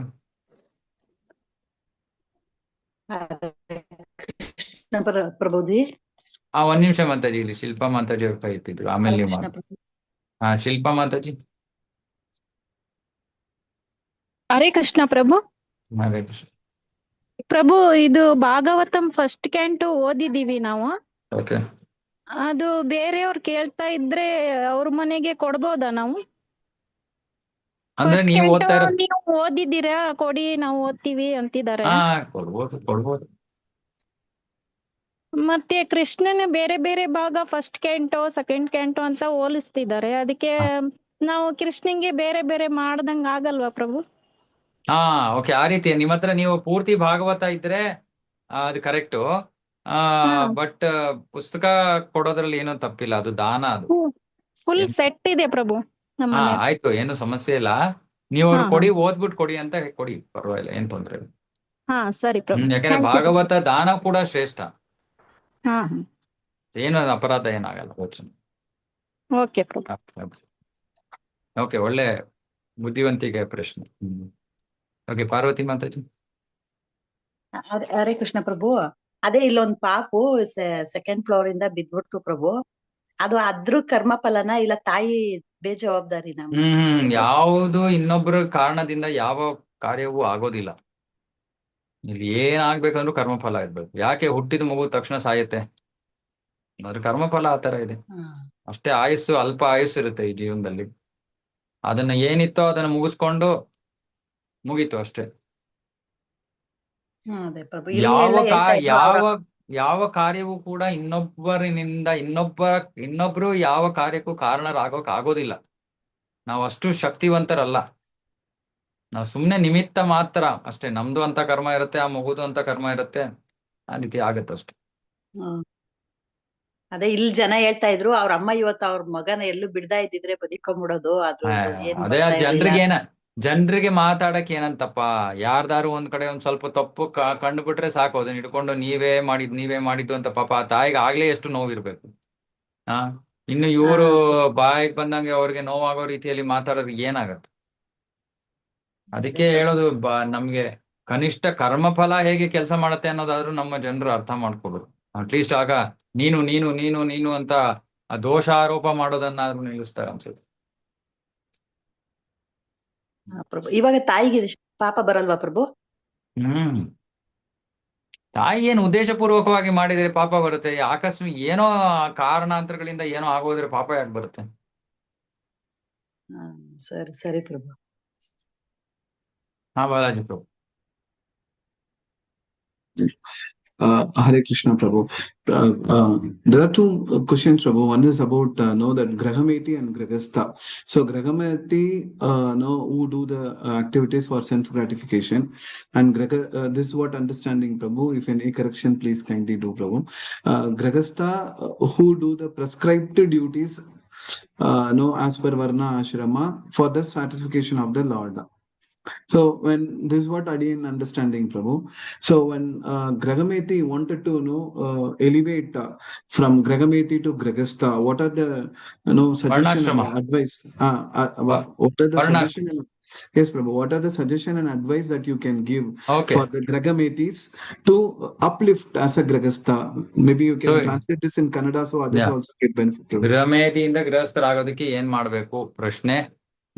ಕಲಿಯುಗದಲ್ಲಿ ತುಂಬಾ ಸುಲಭ, ಸುಮ್ಮನೆ ಭಕ್ತರಾಗ್ಬೇಕು ಅಷ್ಟೆ. ಯಾಕಂದ್ರೆ ವರ್ಣಾಶ್ರಮ ಪಾಲನೆ ಮಾಡೋದು ಅಷ್ಟು ಸುಲಭ ಅಲ್ಲ. ವರ್ಣಾಶ್ರಮದಲ್ಲಿ ಬಹಳ ನಿಯಮಗಳಿವೆ. ಸೊ ಸಿಂಪಲ್ ಕೃಷ್ಣನ ಜೀವನದ ಕೇಂದ್ರವನ್ನ ಮಾಡಿಸ್ಕೋಬೇಕು. ಅದಕ್ಕೆ ಏನ್ ಮಾಡ್ಬೇಕು? ಭಕ್ತರಾಗ್ಬಿಡ್ಬೇಕು ಅಷ್ಟೇ, ಆಗೋಯ್ತು.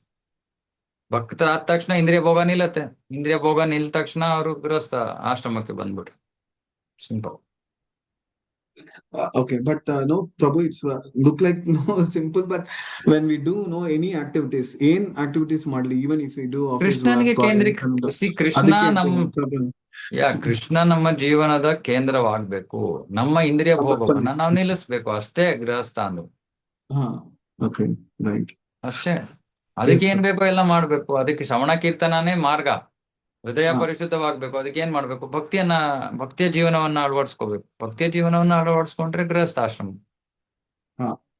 Yes, Prabhu. And also, Prabhu, inviting Bhagavatas or bhaktas, Vaishnava, yeah. the Vaishnava Sangha, all those things, no, Prabhu. If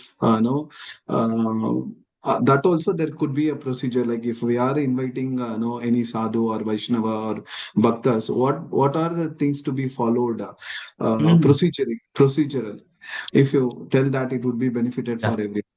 so ಯಾರು ವೈಷ್ಣವರು ಮನೆಗೆ ಬಂದ್ರೆ ಏನ್ ಮಾಡ್ಬೇಕು? ಸಾಮಾನ್ಯವಾಗಿ ಪಾದವನ್ನು ತೊಳಿಬೇಕು, ಪಾದದ ನೀರನ್ನ ಎಲ್ಲರ ಪ್ರೋಕ್ಷಣೆ ಮಾಡ್ಕೋಬೇಕು.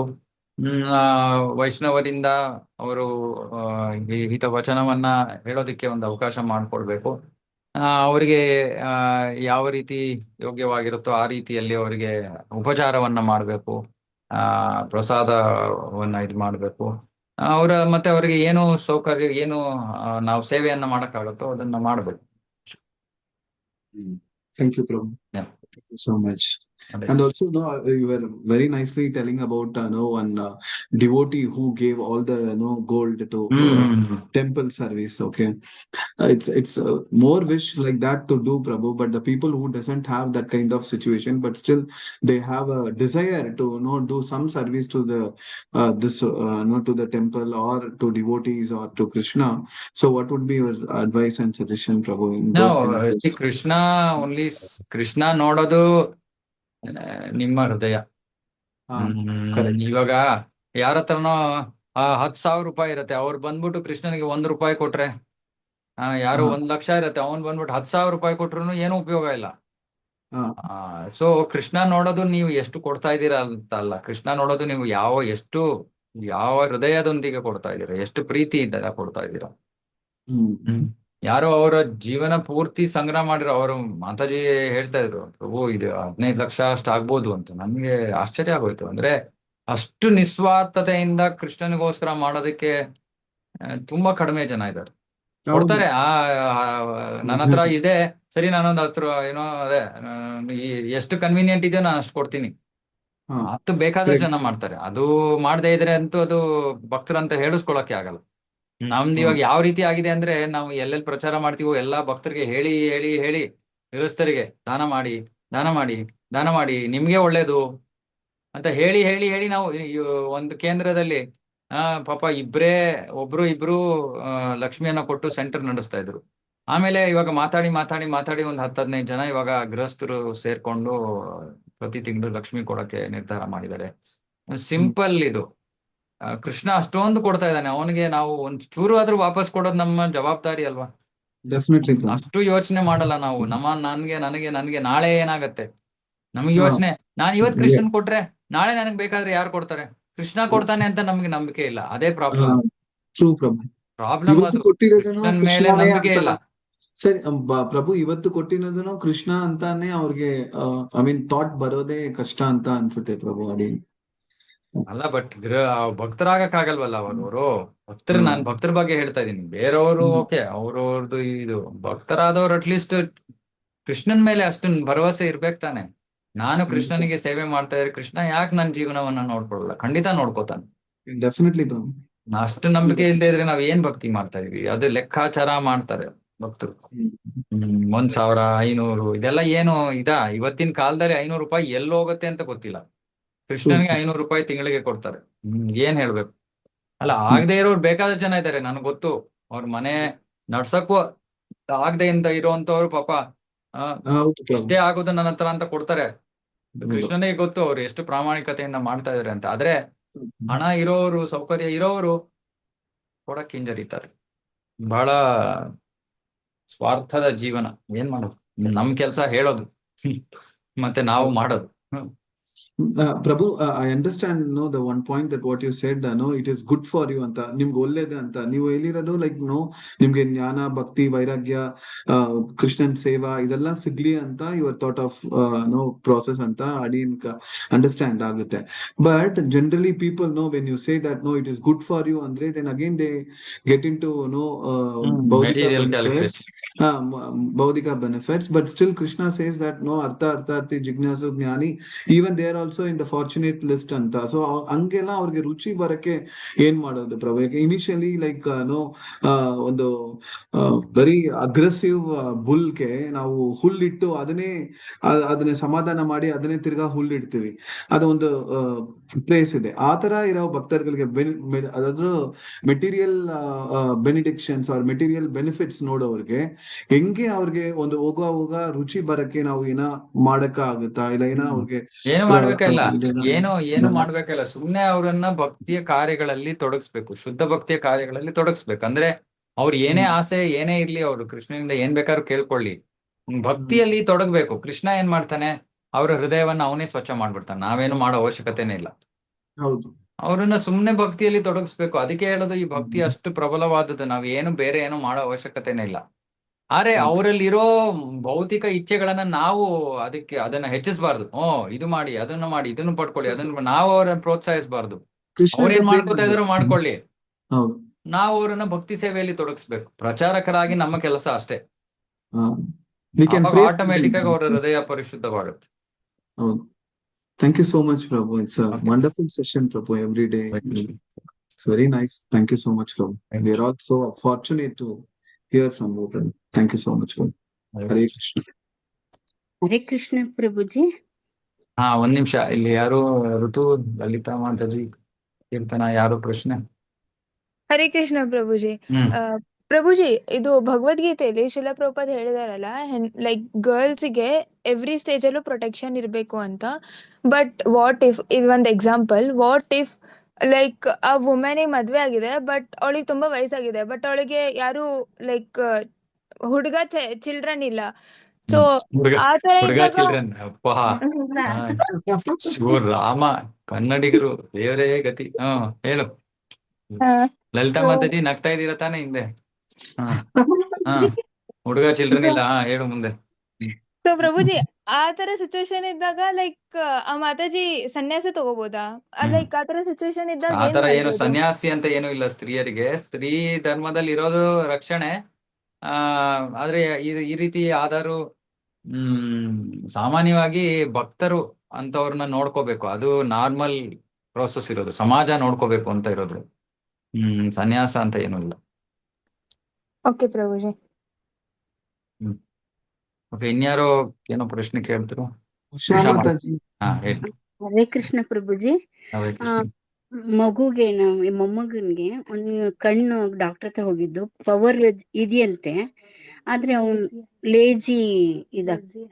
ಲೇಜಿ ಹೈ ಇದೆಯಂತೆ. ಅದಕ್ಕೆ ಶ್ಲೋಕ ಏನಾದ್ರೂ ಇದೆಯಾ ಪ್ರಭುಜಿ? ಆತರ ನಾವು ಇಲ್ಲಿ ಮಾಡೋದ್ರಲ್ಲಿ ಭೌತಿಕ ಸಮಸ್ಯೆಗಳಿಗೆ ಯಾವ ಪರಿಹಾರವೂ ನಾವು ಹೇಳಲ್ಲ. ಎಲ್ಲಾ ಸಮಸ್ಯೆಗಳಿಗೆ ಇರೋದು ಒಂದೇ ಪರಿಹಾರ, ಕೃಷ್ಣ ಭಕ್ತಿ.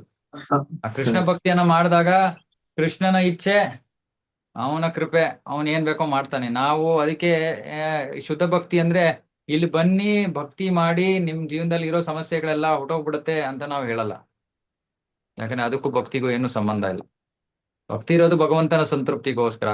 ನಮ್ಮ ಕರ್ಮ ಫಲ ನಾಶ ಆಗ್ಬೇಕು ಅಂದ್ರೆ ಕೃಷ್ಣ ಅದಕ್ಕೆ ಮಾರ್ಗವನ್ನು ಕೊಟ್ಟಿದ್ದಾನೆ. ಸರ್ವಧರ್ಮಾನ್ ಪರಿತ್ಯಜ್ಯ ಮಾಮೇಕಂ ಶರಣಂ ವ್ರಜ. ಎಲ್ಲವನ್ನ ಬಿಟ್ಟು ಕೃಷ್ಣನ ಮೇಲೆ ಅವಲಂಬಿತರಾದ್ರೆ ಕೃಷ್ಣ ನೋಡ್ಕೋತಾನೆ, ಏನ್ ಮಾಡ್ಬೇಕು ಮಾಡ್ತಾನೆ. ಹರೇ ಕೃಷ್ಣ. ಹರೇ ಕೃಷ್ಣ. ಓಕೆ, ಇನ್ನೇನಾದ್ರು? ಓಕೆ, ಎಲ್ಲ ಧನ್ಯವಾದ. ಉತ್ಸಾಹದಿಂದ ಪ್ರಶ್ನೆಗಳು ಕೇಳ್ತಾ ಇದ್ದೀರಾ. ಶ್ರೀಮದ್ ಭಾಗವತಂ ಕಿ ಜಯ, ಜಗದ್ಗುರು ಶಿಲ ಪ್ರಭುಪಾದ್ ಕಿ ಜಯ. ವಾಂಛಾ ಕಲ್ಪತರುಭ್ಯಶ್ಚ ಕೃಪಾ ಸಿಂಧುಭ್ಯೋ